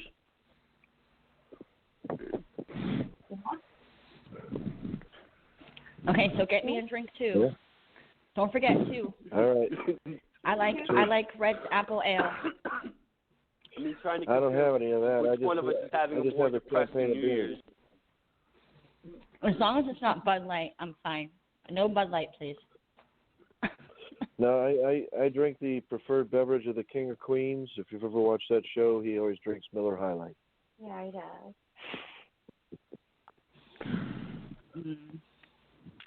I think I've had that before. I think it's all right. I can't really remember though. Estrella Dam, Barcelona, 1876. I mean, it's the only thing these Russians like to drink. It even says Kutzaman. I mean, that's Russian, right, or German? I like Corona. Yeah. I like Corona with lime. Oh yeah, Corona with a lime. I haven't had that in forever. Yeah. The only thing Kay will drink is one strawberry daiquiri a year. I don't drink. I guess I'm boring in that respect. You're not boring. You're never boring. Just don't like to drink. I'm a real big fan of Red's Apple Ale. I've never tried it. You know, everybody, they never carry it anywhere. They're always like, we have Angry Orchards. I'm like, I don't want Angry Orchards. I want Red's Apple Ale. Because Angry Orchards is too fruity. And Red's Apple Ale is more Apple? beer. It's You more like beer tasting. I haven't tried that. You I know, don't mind fruity taste. I think it was last year. Yeah, it was last year. My brothers talked me into going out for New Year's. And we went to my brother does this promoting stuff for this tavern, and we went there. I had my brother, I had free alcohol the whole night, and my brother was just like, because he does all the promoting. So whenever I go out with him and we go to that tavern, I just get free alcohol the whole night, no matter what day it is. We go celebrate, but it's also my other brother's birthday on the 1st. So my brothers, my brothers and their two wives, we went out to celebrate my middle brother's birthday because he's a New Year's baby, and anyway, I had way too much to drink, and I don't dance ever, and they got me to dance. It's just bad. It was a really, really fun night. Was a New Year's baby, I think but she's gone. And they have this. My brother does this photo booth because he does if he does event planning and stuff like that. So he has a special photo booth, and you can go in and take a photo, and he has all these funny hats and all these funny things, and you can go and take the photos and get it printed right away, and you can also get it sent to you digitally, and it's really fun. So I think I have some crazy pictures. Maybe I'll find one and post one. I think my brother has like a bra on his head. I don't know. We all had a lot of alcohol. I'm gonna go find you guys some pictures. Cool. I was supposed to be there tonight, but I bailed on them. I was supposed to go there and do the same thing tonight, but I was like, I really need to work, so I kind of bailed on them. But they'll forgive me. Okay. I With hated that working bottle on of New Year's water, Eve when I used you're to toasting in a fresh new year. I mean, one that we could all stay at health, except the problem is it's December 31st, and that would mean maybe 70% of the American population is now drunk. I would agree. I'm sure one of those people is my son. Oh, I'm sure he is. Bringing in the new year. Let me pick up this color. I know this Boo. is Boo. Yeah. Hello, Boo. Hello, Boo. Hi, how are you? Hello. How you doing, Boo? How's it going? Hey. Boo, I'm going to find some drunk pictures. You want to see them? Oh, of course I do. Not that I've got kind of plenty drunk, Boo. Not that kind. Yeah. I thought I burned all mine, but you never know. I don't know if there are any of me. If there are, this was before technology. I have a cell bad phone. feeling they're Yeah, not true. talking about selfies while they burn their photos. I think the worst memory of me was my sister's wedding. Yeah, that was Because the guys that were videoing it, professional videotapers they had for them back then, and they started playing Moni Moni, and I was screaming at the top of my lungs, what you're supposed to yell, Yeah. and he kept trying to yell over me, so they couldn't. Yeah. They were trying to scream over me to try to block out what I was saying, but You were already too sheep. yeah, I was just gone. I was yelling. You were young. My dad had to be ashamed. He's out there talking about getting laid and I love that part of that song. They show that video every time it's Steven's birthday, but we don't know about that, him and his dad. To humiliate him further. Nah, I'm just kidding. I wouldn't know. Oh, I haven't watched that video in years. What's your favorite drunk memory? I go, favorite drunk memory? There's too many. What are you talking about? Favorite drunk memory? Nothing I'm proud of. Yeah, right. On my hands and knees on Route A1A in Florida, puking my guts out. That's oh. Yeah. Oh, yeah. I drove the wrong way up the freeway. That was fun. Oh, boy. Yeah, not a good move. On the opposite lane? Mm-hmm. Luckily, it was 3:30 in the morning, so nobody was awake out there. But, yeah, I backed up and backed out. Yeah, I was an idiot. So, luckily, I didn't get killed and or busted or... Yeah, thank God you're with us now. I know. Yeah. It's unbelievable. I haven't drank since 2009, let me say that. But this is the reason why. Well, one of the many, but... Yeah. Yeah, I don't partake the way I used to. I still have an occasional beer, but I don't touch the hard stuff anymore, and I don't touch the illegal stuff anymore. Yeah, that's a good... I'm afraid, you hear the saying, one's too many, 1,000's not enough, and that's so true for me. A person has to eventually mature. You can't just drink every year. Right. That's a whole other show, I guess, huh? Yeah. That would be Sky maybe if she considers sometime when she's 50. I mean, she's, what, like 20 now? How old are you, Sky? She's young. I'm a lot older than 20. No one ever believes me, but I am. That's going to pay off later, Sky. Yeah. I'm 30. I'll be 34 in March. 34. That's pretty old. Yeah, I mean that's past 30. That's a baby. That's pretty old. I wouldn't say that. I wouldn't say that to a woman. Otherwise, it was not the right circumstances because you can't bring up age. I should have just kept my mouth shut. Oh, I don't care. Don't ever bring about age or weight. I don't care about that. How old are you, Raz? I'm 38. Okay. And it's true what I'm saying, that as time goes by, you learn not to actually have alcohol being a vice or a negative habit. There has to be a certain amount of moderation, if not even scarce time during the year for that kind of vice. Otherwise, there's the AA meetings, the way the system's designed. And you don't want to sponsor past 40. How are you going to explain it to the kids? Yeah. True. All right, well, you guys are about to get some really funny pictures right now. All right, cool. I just got a message saying you're about to dial. We're waiting on a little bit of a simulcast, Boo. Deb and Hatter are going to be calling. Okay, got it. Okay. Because I know you guys had to do it there after. You guys are on the same time. Okay. I just left them and I told them that I had to go, and now you're going to be like, oh, now we know where she went. Thanks a lot, guys. Well, there's 3 shows today, and you got to spread yourself thin. I know. What did she say? Wait a minute. You got to spread yourself thin. There's a lot of shows today. You know what I mean? I know. I liked your show, Boo. That was pretty cool, actually, that idea. Yeah. We should have thought that through a bit better. Kind of a cluster, but in a way. But I think the concept is good. But we should have. We're gonna fix it for the next time. Yeah. Thank you, though. Cool. I just wanted to try something different. Yeah.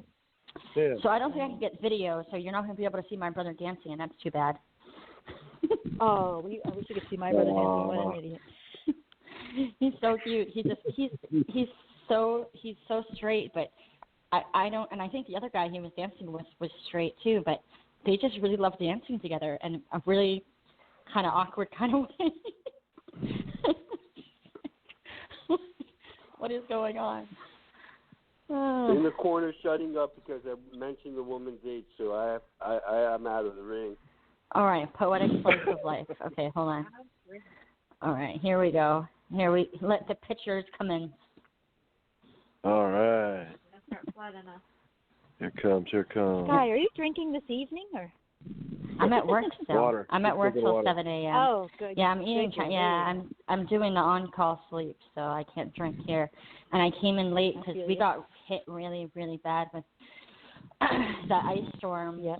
And I didn't want to drive this morning, so I just came in late, and I worked like a 3 to 11, but that would normally be my office time. But I should have been here this morning, so I did 3 to 11 my office time, and then now I'm on the on-call sleep. So if they need me, I'll need to go, but they never need me, just here. Yeah, I gotta go to work in 2 hours, an hour or something.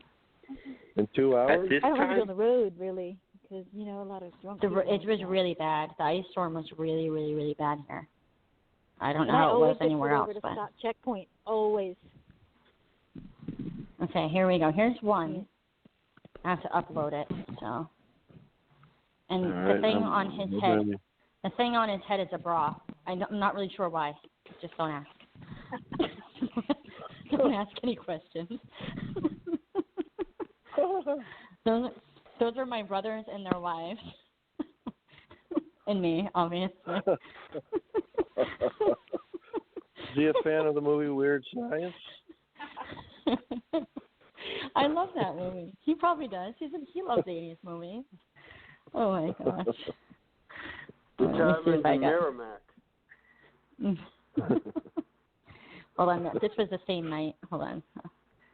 I don't really know what I'm doing here, so just bear with. Whose bra is it? Does it matter? I didn't ask. Now that's a nice hat. You should send that one to Hatter. You look adorable, Sky. Oh, thanks. I think I got let me see. Oh, this is a good one. My brother's going to kill me. It's fine. What were you doing, Missy? Oh, well, I was dropping pictures of my brother. He's a really funny guy. He's very comedic, so he doesn't even care. He's a very comedic guy. Yes. I like that. I like the pose. Strike a pose. Very serious.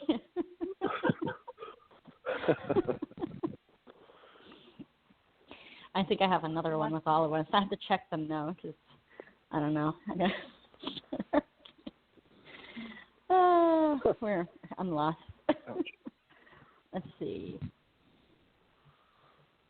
Oh, this is a cute one. He'd like this hat. Hatter would like this hat. This one's really cute. It's 2 more minutes till midnight. No one's going to do the countdown? Steve? Oh, yeah, I forgot. It's almost midnight. You're on there for New Year's Eve. There's 2 more minutes to go. We're at 11:58. Oh, yeah, that's what a were nice you doing? picture. Yeah. Those are my brothers.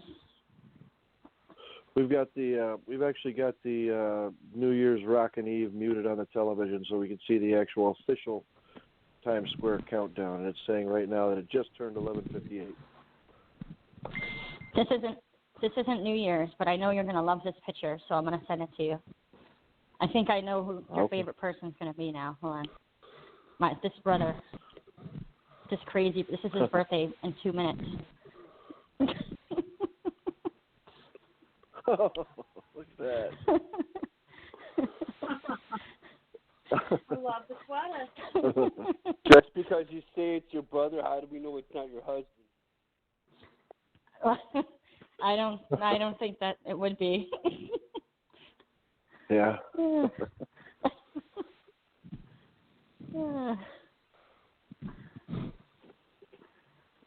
right. Well, no, it's almost midnight. Yeah, I know. And then after that, we'll go on to the next home because I'm not sure what's going on. Maybe they're having difficulties getting a hold of us. I don't know. After we say Happy New Year, then we'll move forward. 1 minute. Yeah, ready to say goodbye to this year very soon. Let's say goodbye to this decade, ringing the new 2019. Thanks for everything, but Donald Trump was still not impeached, and Russia refused a nuclear strike. Yeah. 40 seconds. I think I have one more bra picture. Wait a minute, what are you talking about? Closing out the year by talking about bras. 30 seconds. Talking about making a grand entry into the new year. Yeah. 20 seconds. All right, last one, guys. Enjoy. 10, 9, 8, 7, 6, 5, 4, 3, 2, 1. Happy New Year. Happy New Year. I can't yell. Happy New Year, everybody. What happened in 2019? We made it. That was like so 2 minutes ago. I just spent like 4 hours writing on Med Pages 2020, so I'm all set. I mean, like bunch of med books with lots of pages 2020. So I'm ready for the 2020 date. We're 2020 now. Yeah. I know, and I'm ready. 2020. As I say, I haven't heard any fireworks. We were hearing fireworks 2 hours ago, but nobody's shooting them off now? Yeah, neighbors were gun-ho. I don't think that's really safe. That wasn't really the fireworks. It was just some people with some machine guns pretending to fire in the sky. That could be. We have the same problem over here in Could Miami. Yeah, getting a little... So, I don't know. I didn't write for you guys, but if you want a serial killer write, I can get you one. If you want to bring one, that's fine. That's fine, yeah. I'm just saying. I mean, the movie's couldn't about a write for you serial guys. killer. Yeah, I know. No, that's the closest I can get. So. Yeah, bring it. Bring it. Bring it, girl. Drop it like it's hot. I gotta go undelete it and hold on. I gotta bring it out. I gotta bring it out of the vault. That's what I'm calling it from now on, so it sounds cooler. You know, because Disney only brings certain movies out of the vault at certain times. That's me. No, you guys aren't buying it? No? No. You guys aren't having There's it? a tin. Are you in the blue blouse, Sky? We got a new caller on the line. I think. We think. Area code Oh my gosh, 412. why are all these people are texting me Happy New Year. Go to bed, people. Go to bed, people. Area code 412. Area code 412. Who are we talking to? Yeah, that's Ed Hunter. Ed, Hello, how you Mr. doing? Hunter. All right, how are you guys doing? Good. Happy New Year. Happy New Year. Yeah, Happy New Year. Yeah, I called to read my dark poem. Excellent. So whenever you're ready. We're going to... I'm going to grab Ed now while Sky's getting ready. Okie doke. Yeah, and I only have my phone, so I can't multitask. I'm sorry. But I will listen. Oh, I understand. I'm on... Okay. All right, Ed's dropped in the room. We're ready for a read. Great. Okay. This is called The Devil is Loose. I lighted a candle burning slowly, melting the divine hour of secrecy where tortured souls lie in hell. Sounding the iron bells, thrusting into the neck of virgin gals. Warlocks and witches sing through the night, entertaining the devil with delight. Beware what is what, running on the loose. They'll find you, squeezing, extracting your eyes into juice. When the midnight sky hovers over a dull grave, fate smiles joy into death. The recipe for burning thirst, drink thy suffering bodies and eat their flesh. And Yeah, pretty cool. I really like the dark imagery that you put in this. I don't know, hearing you read it too, it made me think of a really, really low budget horror movie called The Devil's Rain. I don't know if you've ever seen that or not, but for some reason that scenes from that popped in my mind. Yeah, that one was with William Shatner. Of all people. Yeah. The alternate version This is of really... Deer Hunter. But yeah, Christopher but this Walken is really wasn't cool. in that one. William Shatner.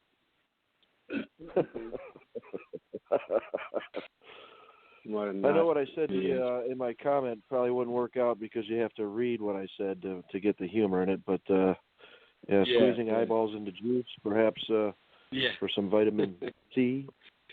Yeah, I read that. Yeah. Pretty cool, though, Raz. Yeah. Thanks a lot. Thanks. Sure. Raz, what did you think of it? Real sharp. You have here everything about not so much the devil, but knowing what it's like being stalked by forces that are beyond your control, explicitly written throughout the verses. Good, right, Mr. Hunter? Thank you. Awesome. We got another caller on the line, and we're thinking that this is going to be my arch nemesis from A Team of Voices. Your arch nemesis? How did that happen? Happy New Year. Happy New Year. Is that Hatter? Yeah, hey, what's up? Yep. Happy New Year's. Did anybody hear Ed's poem? Actually, when we dialed in, you were speaking, Stephen. Oh, okay, so you just missed it. I guess you were commenting on it. It's the warning of being aware of lighting candles because there's tortured souls in hell. I mean, Hunter right here reaches the very point of the dark, cryptic, and occult phenomenon that goes on to this day that none of us would really know or would care to. Scary stuff. Yeah. Well, we're going to get one more comment from Kay. Yeah, thanks. Get one more comment from Kay. Yeah, Ed, I thought this was pretty cool. I love the way that you read it. It's a dark right, but with the visions you give, the warlocks and witches hovering over a dull grave, thirsting for flesh and blood. You give a lot to think on in a pretty intense, dark way. I love it.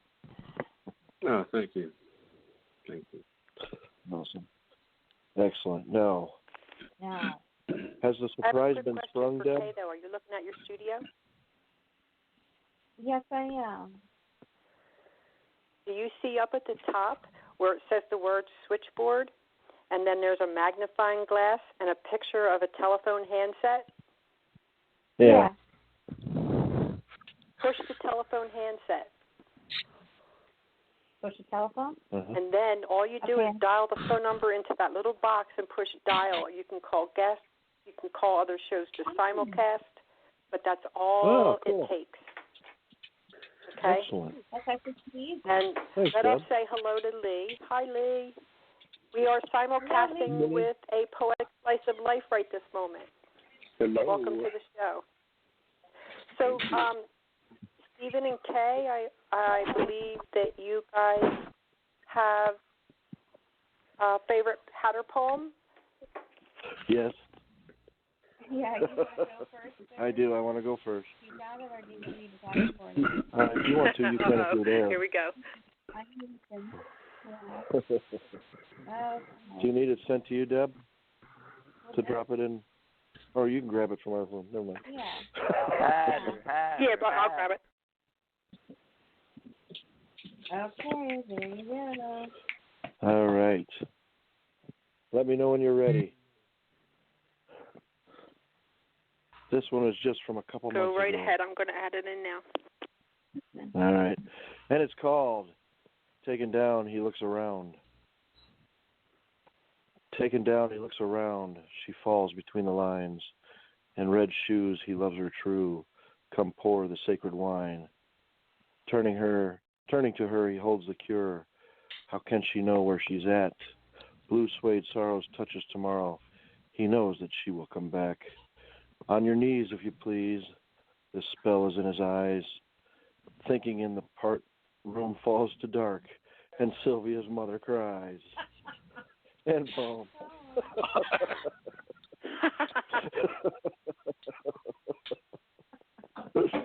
I had to go with that one.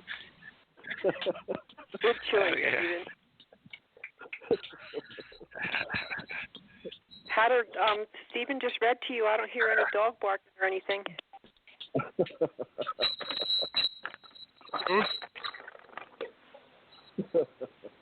Salute. That's pretty funny. I remember that. Cheers. Yeah. And I guess it's Kay's turn so they can get back to their show. Isn't this fun? Yeah, cool. Thank you, Stephen. You're welcome. Thank you. Heather is for arch nemesis.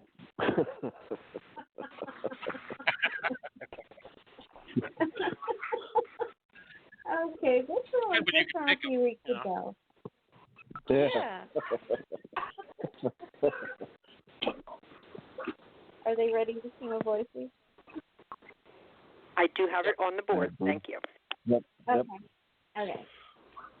Okay, you read this one a few weeks ago. This was from Deb's Picture Prompt Monday, and this one stood out to me. And it's called Come to My Attention. I am here to settle something that you might not be aware. Who decided it's just fine, the little girl you scared? Her name is Alice, and you should have never brought on her fear. Payment is due from all four of you, and that is why I'm here. My name is Hatter, and there's that matter of how you will pay tonight. My friends will be here, let me make that clear. They'll be here to watch the fight. We'll play this game where you leave me the names of those you want to be notified. Of your hospital stay that starts today, a Wonderland, multiple homicide. And Paul. And Sylvia's mother's cries. That's you. Is Sylvia Don't referencing mess with Alice, Sylvia man. and Bruno, a different Carol story? On the page? Well, Sylvia's mother's a running joke between the boys. Sylvia's mother is a song. Yeah. Dr. Hook. Yeah. That was awesome, you That guys. was- And I appreciate you reading for him. And I enjoyed when I called your show. You have a really great topic tonight. So happy New Year to you both. Love and respect. I'm going to let you get back to your show so some more people can read for Hatter. All righty. Take Thanks, care, guys. everybody. Happy New Year. Thank you, Hatter. Take it easy. Happy New Year. Happy New Year. Merry New Year. He said, you got any dimes, Deb? Yeah. Couple quarters, too. American Actually. McGee, Hatter. I believe it's 40 cents for the next 3 minutes, please. You know, you really get to hate not like that. Yeah. Leave the guy alone, man. Yeah. Yeah, man. Now, because of There's that that poem that I whole wrote, it is now the voice on Alice Blog and- Talk Radio is now Sylvia's mother. It is. Alice in the Nightmares, American McGee. There's a whole video game on that. Yes. He goes to the dark side of Wonderland. I don't know if Hatter's played, but he seems to really be experienced with the last piece about who's paying attention to all this.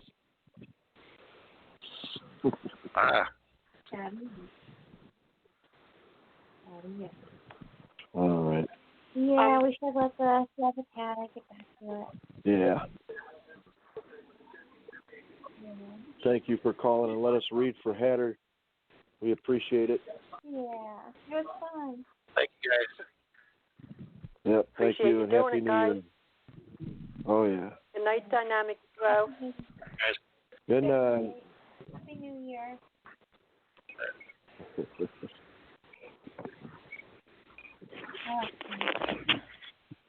Okay, now I have a question for Boo. Boo, we have 45 minutes left, and they only have 15. What do you want to do? Whatever you think's better. Well, you can read and then head over there, or you can go over there and read and then come back and hang with Hatter for a little bit. It's up to you. Yeah, I'll do this. I'll come back and hang out after I read over there. Is that okay? That's perfect. I already have my poem picked out for Hatter. So okay. Sorry, I was screwed up. No, don't be sorry. I called their show before this one too, and yours, and it's unity. That's what happens. We'll talk to you when you get back. Okay, thank you. All right. Bye. Okay, now in the meantime, we have Crystal and Lee in the studio, and I believe that they are going to read poetry for you. That's all right. I think they forgot to hang up over there, so we're all right now. Yeah, I hung them up because I think they forgot to do so. Yeah. Technically, the show ends. I have it slated to end at 1, but if we get done earlier, that's fine. Yes. Because 12:30 will be 2 hours. I still have a right from Boo, and I have a right from Joseph Noon and Phil the Poet. And I know Boo's on our way. Yeah, Boo's on our way. Joseph asked for me to read him.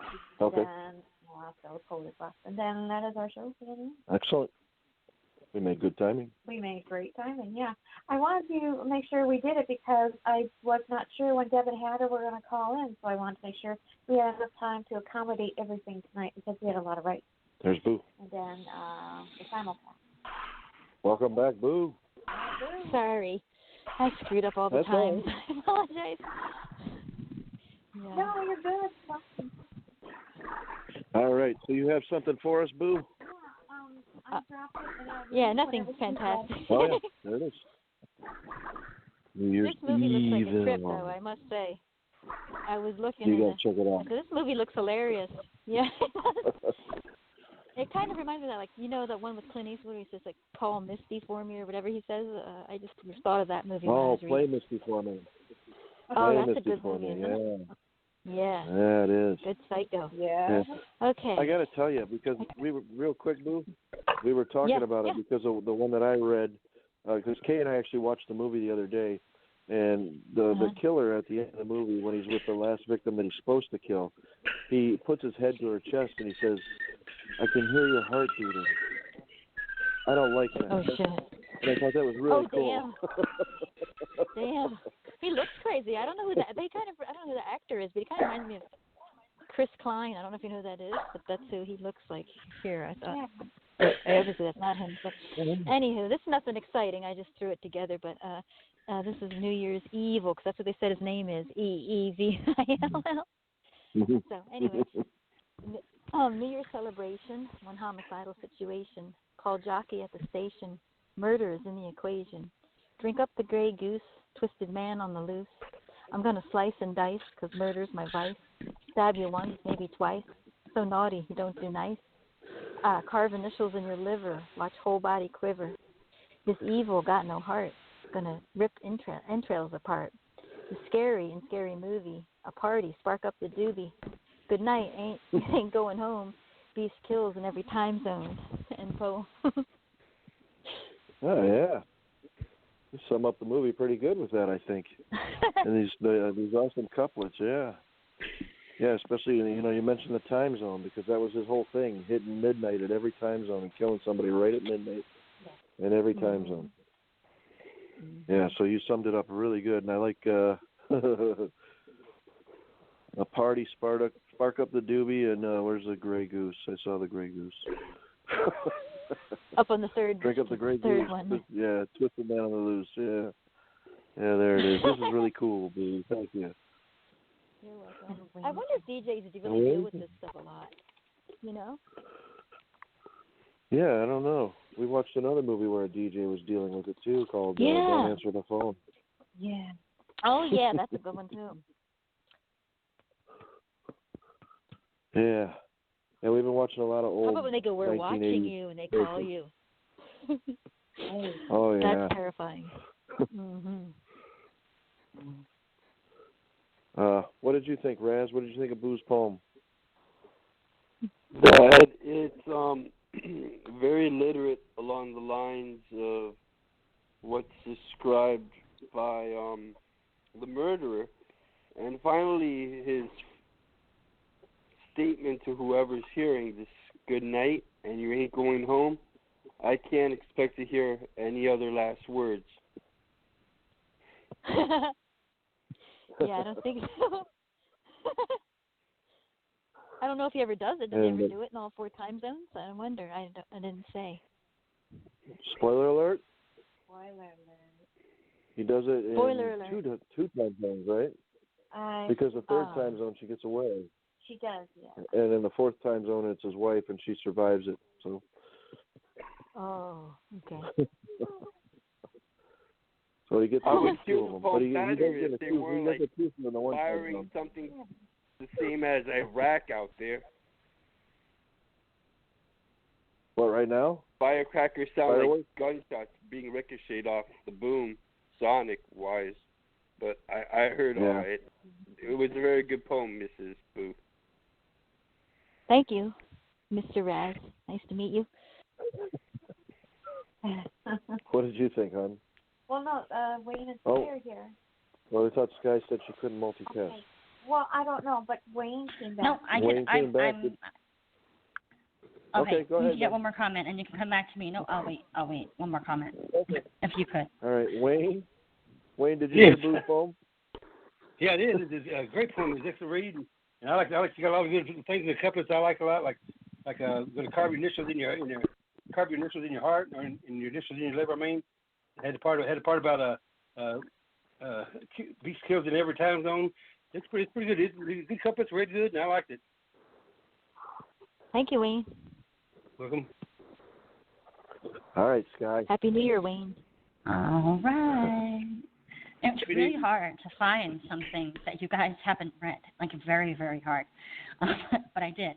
I thought this was great. Yeah, I thought this was great. I love the play on the evil, got no heart, it's gonna rip and trails apart. This is hardcore, Boo. What are you doing?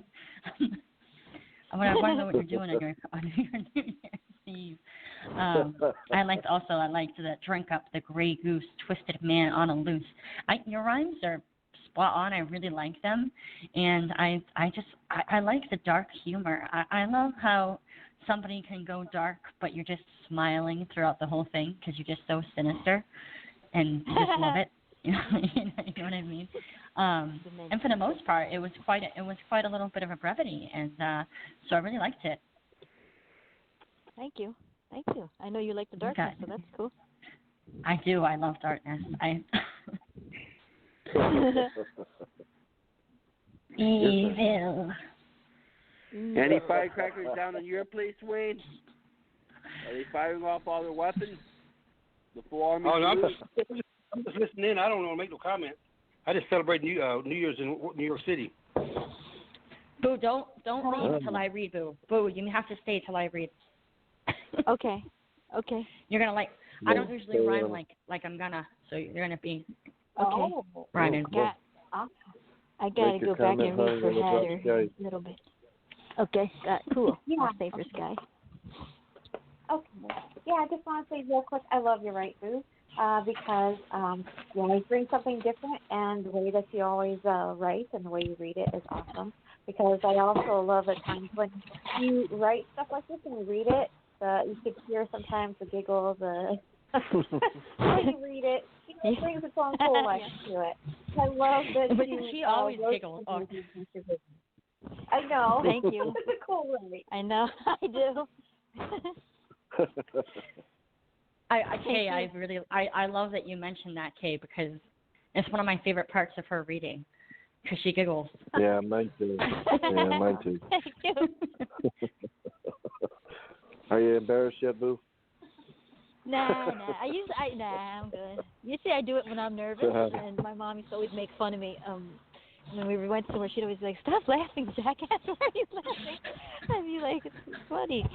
Anyway, thank you. All right. Am I gonna drop? Yeah, are you gonna drop yours? Oh yeah, am I next in line? Yep. Right, here we go. All right, here we go. It took a long time. Out of the Vault, one you haven't read. It's like, Well, that I goes don't know some. how. You got to go some because they are the best at reading and comics. I know. It's like 8 years old. All right, here we go. Yeah, this is like 8 years old, so I used to rhyme a lot tighter then. Speak to me in darkness. I wasn't mad before the jacket. Now I breathe in defeat, black siren songs, as life's resolve is left absent.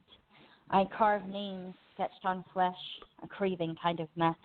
Bow now to your master of death, as angels spit out dreams and come undone along the seams, like a spider crawling with sour intentions, as you call out for redemption. Your cries like fumes crashed upon shores, leaving me in a dizzy high as you're held helpless against the floor.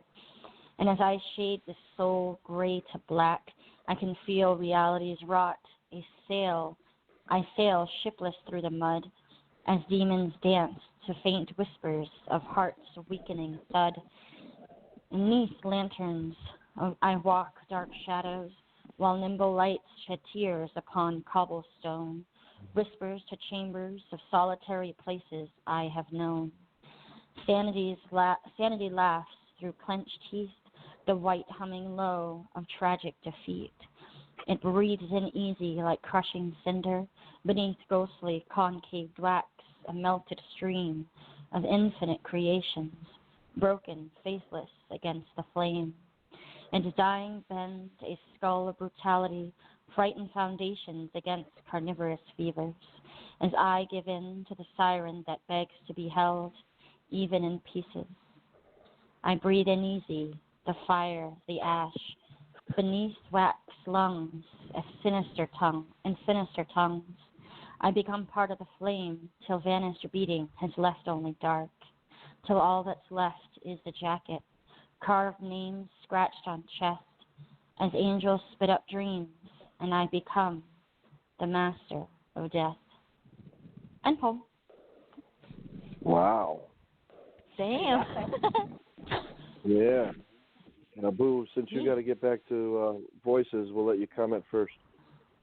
Yeah, this is one of your best poems I've ever heard, Sky. Really, this is darkness done right, I would call this. I mean, it's not too bloody, it's not too gory, not too violent, but it's foreboding and creepy. I love how you say I wasn't mad before the jacket. I'm thinking you're talking straight jacket, right? Yeah, yeah. Yeah, and it's just the whole, and then you say I carve names scratched in flesh, a craving kind of meth, like, whoa. And you bring the drugs into it and the death. This is really badass. I love it. Spiders crawling with sour intentions. This is what creepy is supposed to be, and this is exactly what haunting is supposed to be, and this is really great. I love this. It's so descriptive and so eerie. It's awesome. And I love the format, too.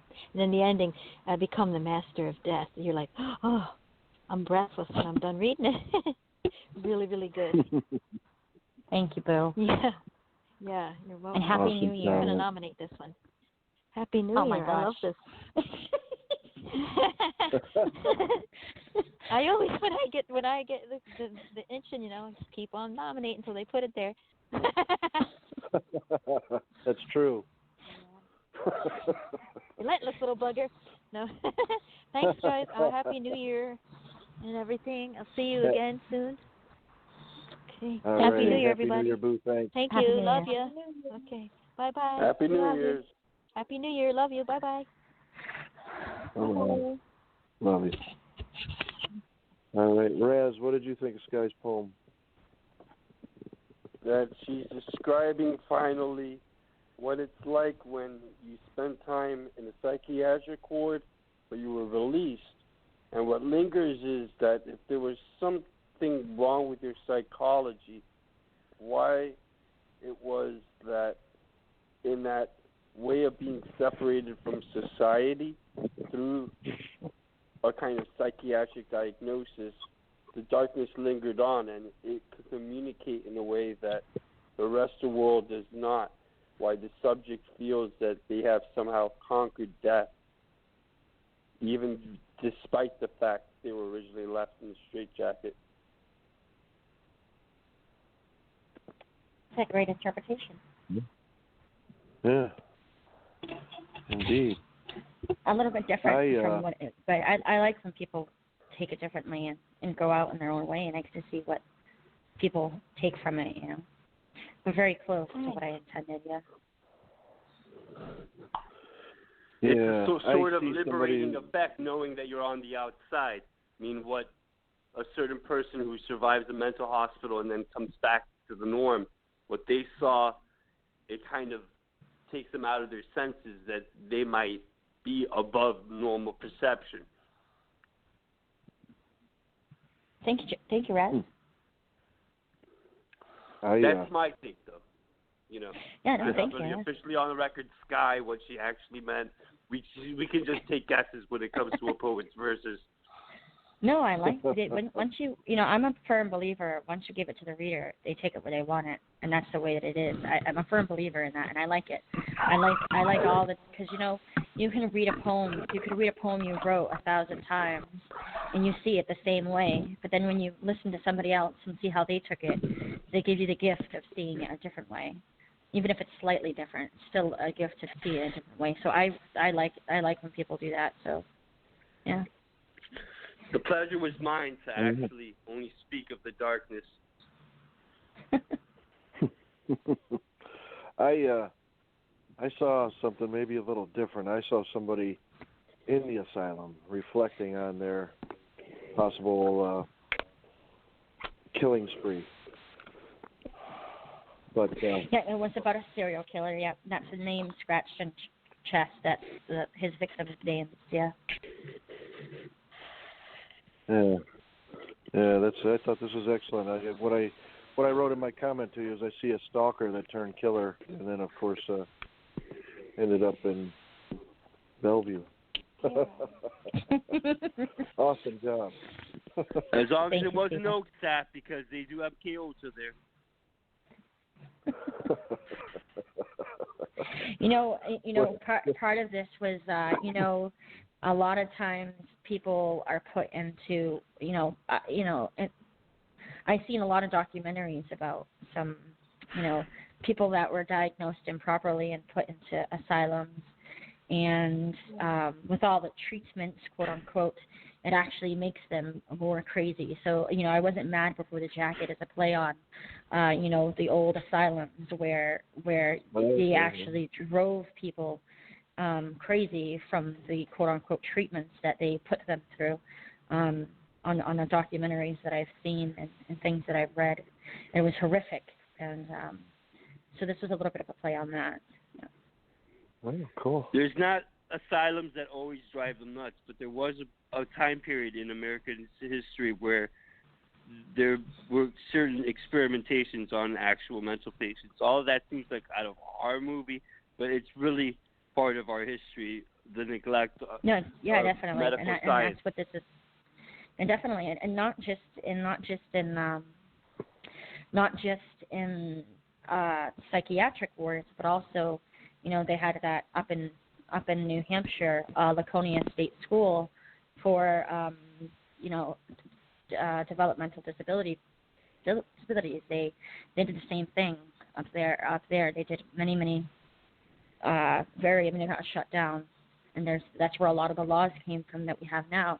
But that wasn't even that long ago. I think that was like back in the 70s. Yeah, in the 70s. There was an experiment on brainwashing on the patients known as the Stafford Prison Test, in which they would actually try to control their minds in a way that whatever guesses the patients would come with the questions, they would never have the right answer to reality. Very cool stuff, but we've moved on from there. We do believe in better mental health laws. Definitely. Yes, indeed. What did you think, hon?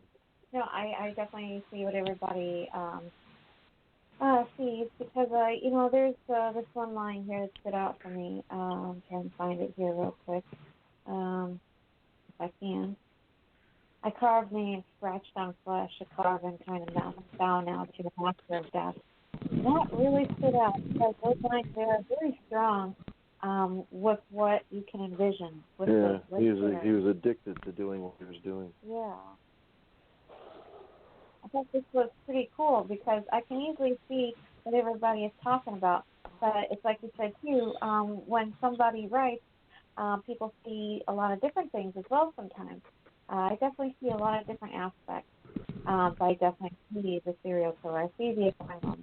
I thought this was pretty cool. I'm going to be leaving you a comment after the show. So don't delete it. Yeah. I can't delete it. And who nominates it? That's just rude. That's why when she did it, I sighed. I'm like,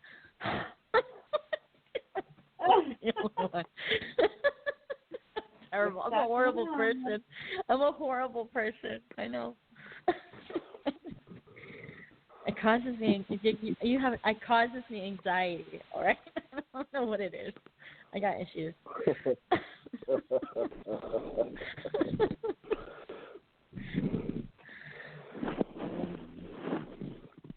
Excuse me. Is Wayne still here? You're gonna drop Joseph? No, Wayne left. Wayne left. I wanted to tell him Happy New Year. I thought you could message it to him. Yeah. Yeah, it's not the same, but I will message to him. But you left before I could say Happy New Year. I couldn't multitask. That's okay. I understand. All right. Dropping down Joseph Moon's poem, and he requested me to read it for him. Yeah, because he said he was not able to be on the board tonight. So hopefully that means you're out having fun tonight, Joseph, and that you have a very good New Year. Because he says he's going to be listening in later. So this is by Joseph Moon, and it is called Insanity is Art. How many folks will wonder if I stop writing tonight? How many will weep hearing of my dramatic death? Verily, I won't. Yet then again, maybe I might. Tomorrow, 'tis a terror from you kisses my breath. Wrinkled, unsent suicide letters, poems, sans words. The path is paved in sadness, yet I shan't succumb. Heart like a singing bird, spirit like the wild bird. I feel mysteriously proud of the man I've become. I lie, muse in my mind, pen touched by a thought. I'll see images influx into ivory immortal ink. I smile at their platonic love and pleasures brought. Then I sip sweet wine and see Apollo wink. I waltz through the candle flame light, alive inside again, and sit and write. Finally knowing the freedom from sanity. End poem. Mm-hmm. My big brother Joseph sure knows how to write. There's something that I caught when you were reading it. First, I'm going to read what I left in the comment. I said, "This is a cool write. I think we're all a little insane in the membrane, or we wouldn't be able to write like we do." Exactly. Which he concurred. But there's a line here that just I didn't catch it when I read it. When you read it, poems sans words, poems without words. That's very deep. I have to think on that one, and I might have to edit my comment. Well, wouldn't that be something that you're thinking in your mind that you haven't really actually written for anybody to see? They're just something that's coming to your mind? No, because there's still words in your mind then. Okay, well then maybe it's just the visions that you're seeing, and they feel like maybe they're, like it's like a poem type thing. I don't know. That's a tough one, and we'll get some opinions here. Raz, what did you think? This touches upon a certain type of poet, the kind that reflects upon everything romantically. And so, although he would muse of his death, he knows better in Apollo's wink and even the candlelight that all he was originally meant to do was be inspired enough to write out the word. So here you draw inspiration from the thought that insanity is art, that it should encourage others, no matter what's on their mind, to try and at least demonstrate creative know-how. You know, it's a motivational piece, not so much anything too dark. Yeah, I can see that. What did you think, Sky? Well, I have some words for you. The lights are blinking, and I'm thinking it's all over when I go out drinking. And that's why, and I got to maintain. That's where it was making my mind flow. That's why I'm going to stop there. I don't think the rest of that's appropriate. Sorry, I had to. You started it. You started it with the whole insane in the membrane. Like, you didn't know I was a Cypress Hill Black Sunday fan, did you? So I thought this is. I loved that CD when I was a kid. I don't know why. Anyway, this is just really, really wonderful. You know, I just love his "Please Ponder" and "Please Enjoy" because it's so true. You can take any of his pieces, any of them, and you can tear them apart and you can chew on them for long periods of time, and put it away and do it again, which is amazing. Mm-hmm. And to me, this spoke of post-mortem, what becomes of the artist after death. And, I see this, the artist lives on in his work, but I also see an artist transcending into something different. And I really liked that line too, Stephen, with the poetry without words, because, I mean, what would be that? Would that be a life living, what would that look like? And it kind of makes you stop and think, and it's brilliant. It's absolutely brilliant. But I also really liked, see Apollo wink. So that's really, I sip wine and see Apollo wink, and it is at the god of the sun. So, I what is he meaning by that? The wink of He's the also wink of the light. god of poetry and light and medicine. Yeah. Of the Greeks. So, well, that's what I mean. I'm sorry. I think Stephen? he means he stayed up all night drinking wine until the sun came up. I believe that's what that line means. Yeah. I sip wine and see Apollo wink. Yeah. So, I like it. So that's a bit of I'm going to say it, and Kay is going to know I'm going to say that personification word with Apollo. But it's also a brilliant metaphor as well. Yeah, I have to get that in somewhere. But if Apollo went so far to be noticeable, then you must have already the metaphor of it, mortality to commit suicide, and know that your poem was worthy to him. This, at least the deeper angles of those verses, outside of knowing in the end, this writer decided that those flames in that candle was all that was sparking him to keep writing on the verse. But if Apollo had been there in a vision, it would seem that he was almost drawn to the point of immortality, knowing that he had done his work. Perhaps why he did not mind the thought of suicide.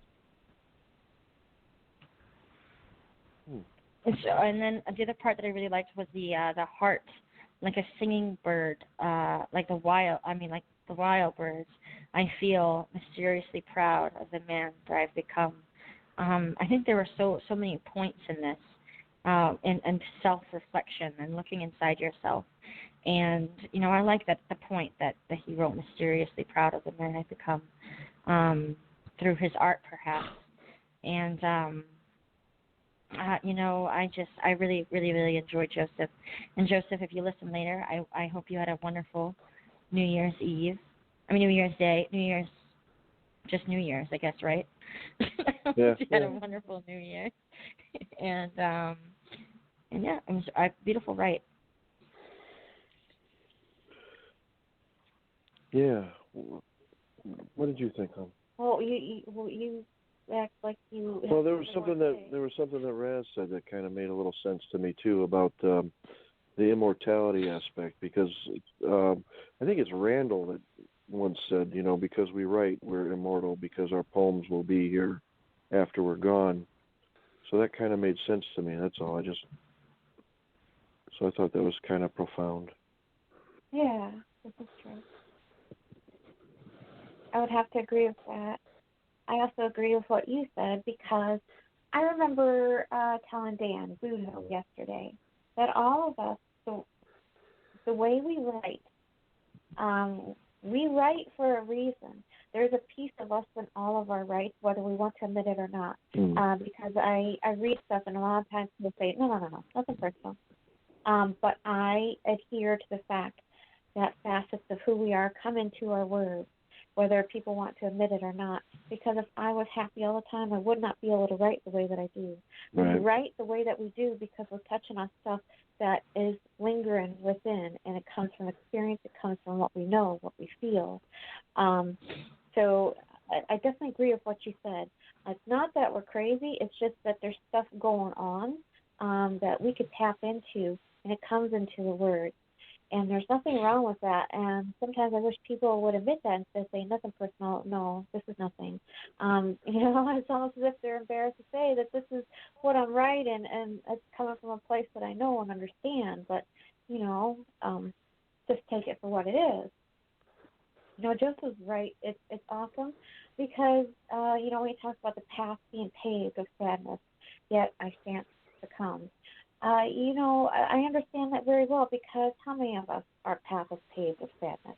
And depending on the day, we can decide whether or not we want to let it take over us, or if we want to decide that even though the sadness is there, we're still going to have a day. He talks about the wrinkled, unsent suicide letters, poems, fans, words. He's talking about, in my eyes, the emotions that he's feeling, but he's not putting down in words framed by his feet. They're just what's being felt on the inside.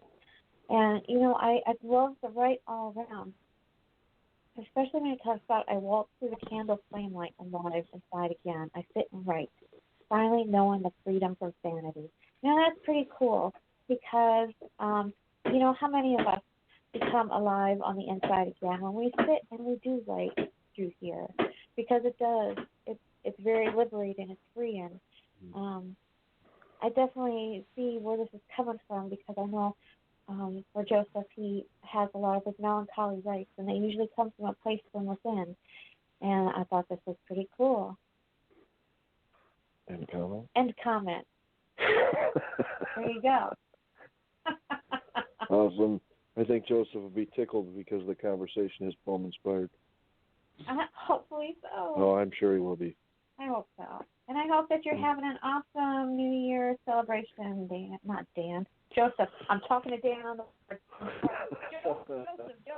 Have a happy New Year. Happy New Year, big bro. Yeah.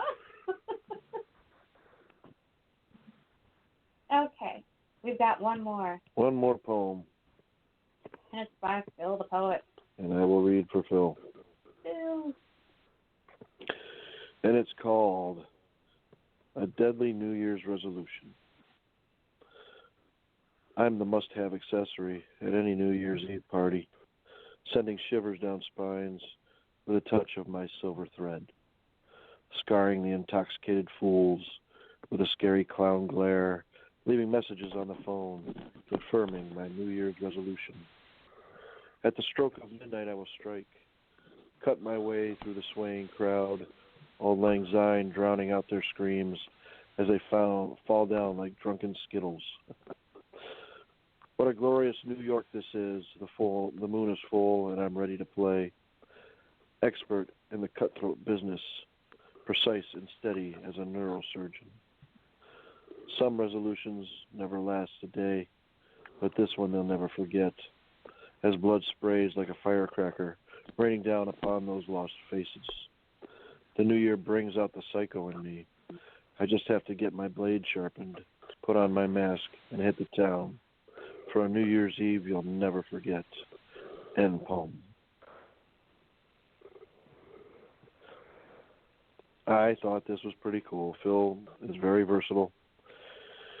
He made the killer character in the movie even deadlier and darker, I think, with this, right? Because the images they're very dark, and this poem is very maniacal. But he turned the killer into almost like a mass murderer, where he just starts slashing left and right as he's running through Times Square, and that's pretty dark. Awesome, right? What did you think, Raz? Phil's touched on something here which is fearful. Not your average serial killer. The one here means the kind of business in which he's premeditated the murders, does not even appear to, like you say, care about who the victims are going to be, but the method is somehow thoroughly thought out prior to the event of New Year's.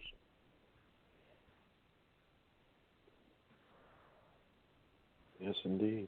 In the line that and he has a mask, and it's going to be one of those New Year's that some people are just not going to forget, especially the papers in the morning.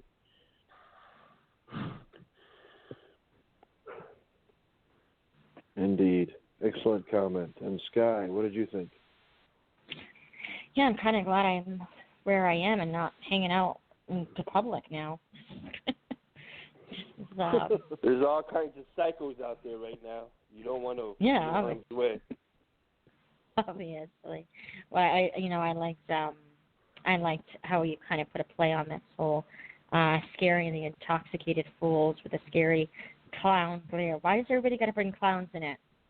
Like, why are they going to do that? Phil, clowns really freak me out.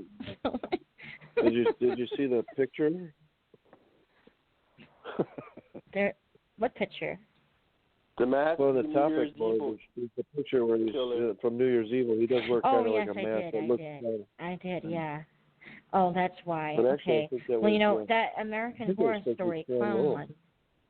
It was awful. Yeah. That American Horror Story clown. I'm not even gonna be able to sleep now. Thanks. So, but I like how he puts it onto leaving messages on your phone, confirming my New Year's resolution. You know, what a turn and take of what your resolution is, and a very dark one.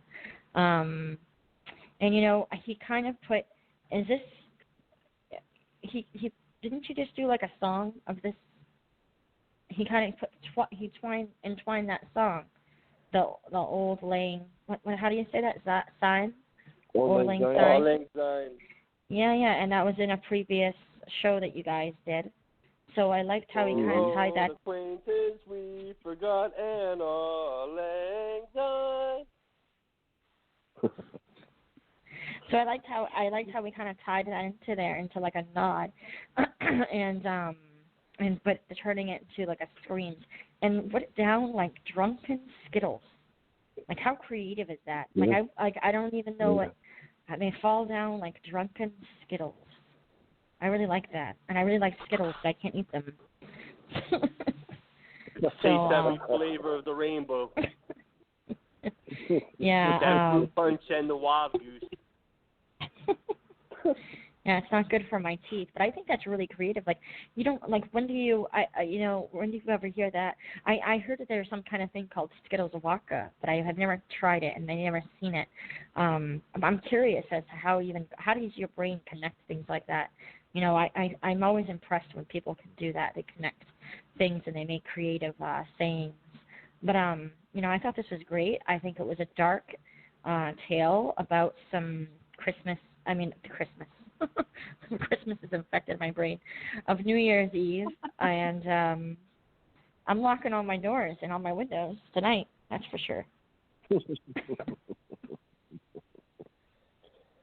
Awesome. Great piece, Phil. Great piece, yeah.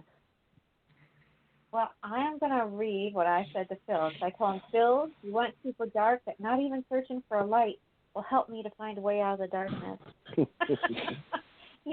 He writes on everything. He's one of the many tile writers where you give him something and he'll come back and bring something pretty cool and epic. Because I've seen all of his writes and they touch on so many different things where the dark is like, whoa. But then the light is like, oh. And then the funny and the love. Yeah. He writes it all. I know. He's pretty cool because I just read a humorous poem of his the other day about Christmas socks. And then saying, the punchline, it really got me about giving that person who gave him those dreaded Christmas socks, giving them 12 pairs of his dirty socks. So, it just goes to show that no matter what he writes, it's awesome. Awesome. And did you want to make acknowledgments?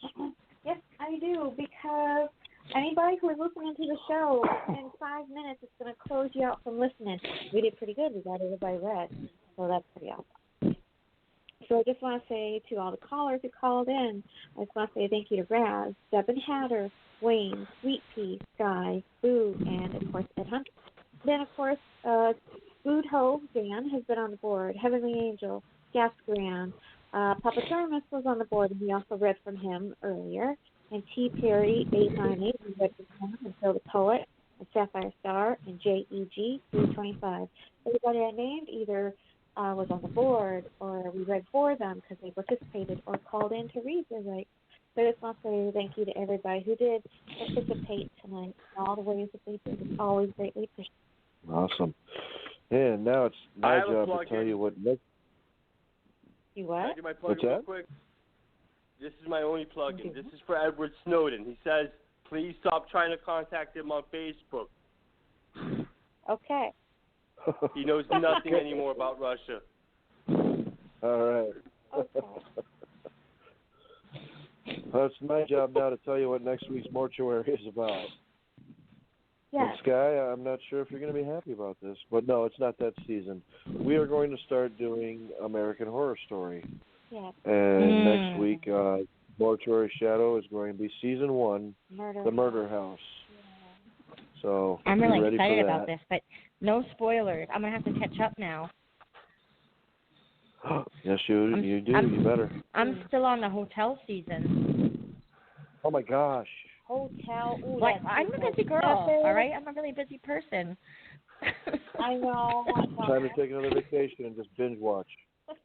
I'm going to have to. Now that you guys, I don't want you doing any spoilers for me. I'm going to have to do that now. Don't go through the carnival season because some people just shouldn't be working for the circus if they're worse than the freaks. The first season was my favorite season. I'm really excited. Oh, I love Murder House too. Yeah, I me really too. Do. Oh yeah. Murder House, Asylum, and Hotel were the best 3 seasons. Yeah. Oh, I love the Asylum too. Yeah. But we're going to do the crappy seasons too. Well, everybody has their opinions, which ones they like. Yeah. All right, and then let's see. This Thursday is Movement of Sound, and we are featuring rights that are to Aerosmith songs. And Sky and Raz, you both enter that contest. Yeah, and then Saturday Sky. And Saturday Sky. Dream on, dream until your dreams come true. I think I'm prepared. I think I'm prepared. I've been practicing. On Saturday, storyboard with S. Darkholm, and it's going to be Shades of Night Part 1, and it has the contest still has one more spot open. Raz, I think, entered that too, and then of course you could always just add to the board after, and it has 4 comic book characters and with quotes. So if you don't know what they are, there's a little bit of information and there's a quote. You guys can take it where you like it, and then you guys are just going to have to bear with me while I geek out a little bit and talk about the characters a little briefly. But really nice characters. You got Nightcrawler. I tried Dick Grayson's idea of a poem. I did. I got Nightwing up there. So Dick Grayson. Nightwing has a little bit of many versions. I went with Dick Grayson. So anyway, have a look. It's going to be fun. 8 o'clock. Will do. 8 o'clock on Saturday. 8 p.m. Eastern. 8 p.m. Eastern. Well, Thursday our show starts at 8:30. Yes, Thursday it's 8:30. Yeah, because of your work schedule. Because of my one schedule. But I have a late appointment that day. So. Cool. That's good. Well, that works for everybody. So, are you ready to play us out? Yeah. Which one do I hit play for? Mortuary Close. Mortuary Close. Okay, this time I get to play it. Okay. So, I will play that and say good night and to all the people. Good night, everyone. Good night. Goodbye. Happy New New Year's. Year's. Happy New Year's, Dan. Happy New Year. On the board. Yeah. Happy New Year, Dan. And Happy New Year. Angel. I know they still were on the board. Hugs, Dan. Okay,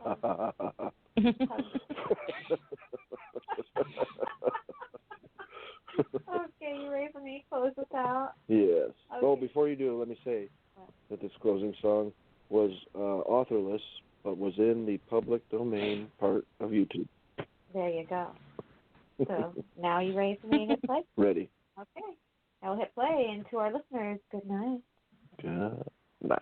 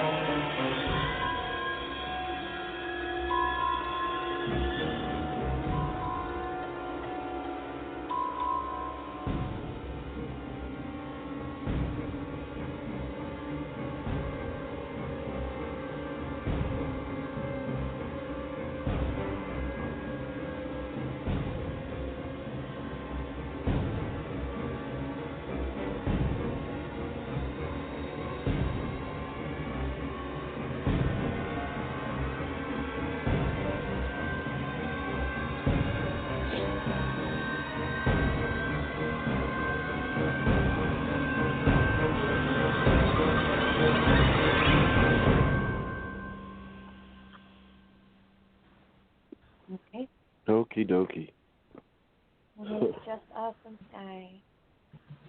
Yeah, I thought we were going to wrap out more to Insane in the Membrane. Actually, I know have all a the different words. song stuck in my head now, thanks to you. What's that? What's that song? The Sandwich. I was multitasking at this time and I did not pick up. It's kind of odd that it Did you mentions my listen? name quite often. Did you listen? Oh, yeah. You really listened? Yeah. Oh my goodness. Oh, yeah. So I was like a really, really odd teenager, and I liked like bands that people really never heard of, like Nerf Herder. So do you remember they used to have Strawberries? Like it was like the CD outlet store. Strawberries, you could go in and they had like CDs and stuff. Yeah, they don't have it anymore because it's shut down. But I used to go to Strawberries to get CDs. Actually, I had so many CDs you wouldn't even imagine. So I really loved music. So I would go there and they would never have the stuff that I wanted. So I had to special order a lot of my CDs that I had, and Nerf Herder was one of them. And I was like, can I would like Nerf Herder, and they're like, yeah, you're gonna have to special order that. We don't keep that in the store. And I'm like, okay. I heard of them because I used to be a huge fan of Buffy, and they did the opening credit scenes with Buffy, so that's how I kind of. Oh, okay. Yeah. Okay. Yeah, so So I'm glad you got got it their name then, right? What? From Star Wars, you said. Yeah, it was the movie The Empire Strikes Back. Princess Leia, I think, calls Han Solo a scruffy-looking Nerf herder. Oh, and Han Solo says, "Who you calling scruffy-looking?" Scruffy. I'm so glad you listened to that. That is so funny. It's a little inappropriate. I thought it was hilarious. They kept talking about Steve. The thing is, I was multitasking fine.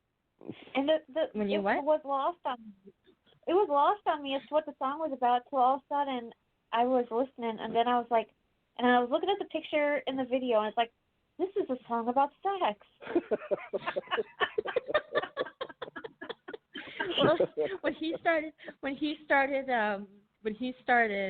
read his poem and he said the cold hard salami, all I heard in my head was, this ain't no salami you feed to your mom. all I heard was that so as soon as he said it, it sparked in my brain, and all of a sudden I'm listening to Stephen's poem with the tune of Nerf. And I'm like, I gotta tell him to listen to this. Yeah, you would not believe the conversation we had. The funny thing is, this was the first great big laugh I've had in a while. This song and the discussion we had over it. Yeah. That's pretty cool. That's interesting. Yeah, look at the discussion. The discussion is in the staff room if you want to read it. Is it really? Oh, I might have to go. So when I don't have my computer and I only work on my phone, I could only do so much and navigate and look at so much, and that's why I was like, I can't multitask very well, and I'm gonna have to go look at that because I really want to know what the conversation is. I'm gonna send you a couple links now to a couple songs. Be like, what is this? Okay. Oh, I gotta tell you, I had my nephews. They're getting older now, and the Christmas songs. They like them, but they're getting like teenage years. So the middle one likes classic because he's very vintage in anything he does. He likes sushi and tea, and he's very specific in what he likes. He likes really nice. He's just very prim. And the older one is kind of like in those teenage years. He doesn't want to listen to old Christmas music, and he's just totally into zombies and death and destruction. So I'm like, how can I get this kid to enjoy the Christmas music right now? Because he's getting in that teenage year. So I played him all the Crypt Keepers songs, and he absolutely loves them. And he was just playing them over and over again. He's singing them now.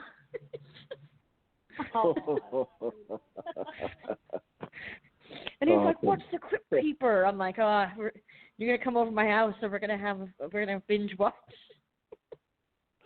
Yeah, really, I want to binge watch the whole series. That would take a while. Yeah. Well, now I need to catch up on the movies too. American Horror Story, so I'm booked. Well, now I don't know. Can't be doing that. I want to get. It's so hard to watch movies twice when there's so many movies on my to-do list and shows. I know. Yeah. I'm the same way. What's funny is I read a lot of books, so I don't even know why I have so many cable outlets. Like I have Netflix or whatever and these other things. I'm like, I don't even know why I pay for this when I spend all the time reading poetry or reading a book or writing poetry. I barely have time to watch right TV. There with you. Yeah. I'm right there with you. Our TV collects most of the time. Yeah, it does. We're all gonna make a commitment. Yeah. But YouTube movies are good. Yeah. I actually did. I watched the movie today. I watched Guardians of the Galaxy again. Oh. I have not seen that. I know that's hard to believe, but I have not seen that. Yeah. What? I know. I am Grit.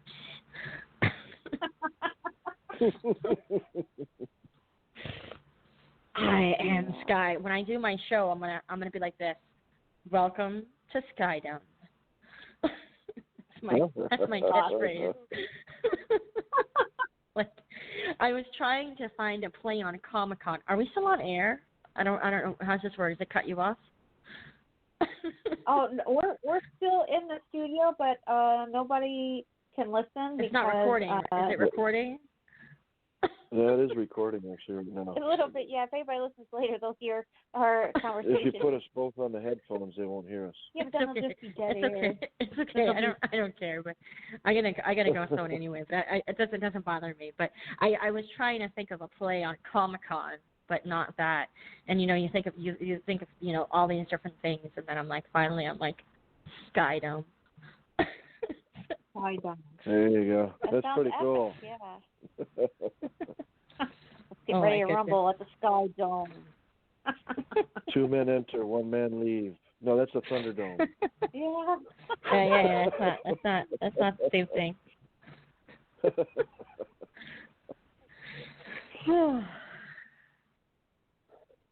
That's where the storyboard came from. No, you should do. Have you guys seen Haunted Hill? I mean, no, the Hill House. No, Haunted. Is it the Hill House or Haunted Hill? It's on Netflix. There's only one season. Have you seen that? No. I saw the movie. The Hill House. Yeah. No, the Hill House. It's called the Hill House. Yeah, but there's a movie called The Hill House with Jeffrey Rush that I saw. I don't know about that, but you got to watch this season on Netflix. It's only one season. And it would be a good show to do the Mortuary of Shadows on, too. Yeah. It'll be good. Yeah, I strongly suggest watching it. It's totally like one of those ones that you have to binge watch. I think I watched it in 2 days. Yeah. I'll have to check it out. Yeah, I'm going to have to. Okie doke. All right, well, I hope you guys have a good night. I should have laid off on the coffee. All right. Good night. Happy New Year. Happy New Year. And good night. And good night, yeah.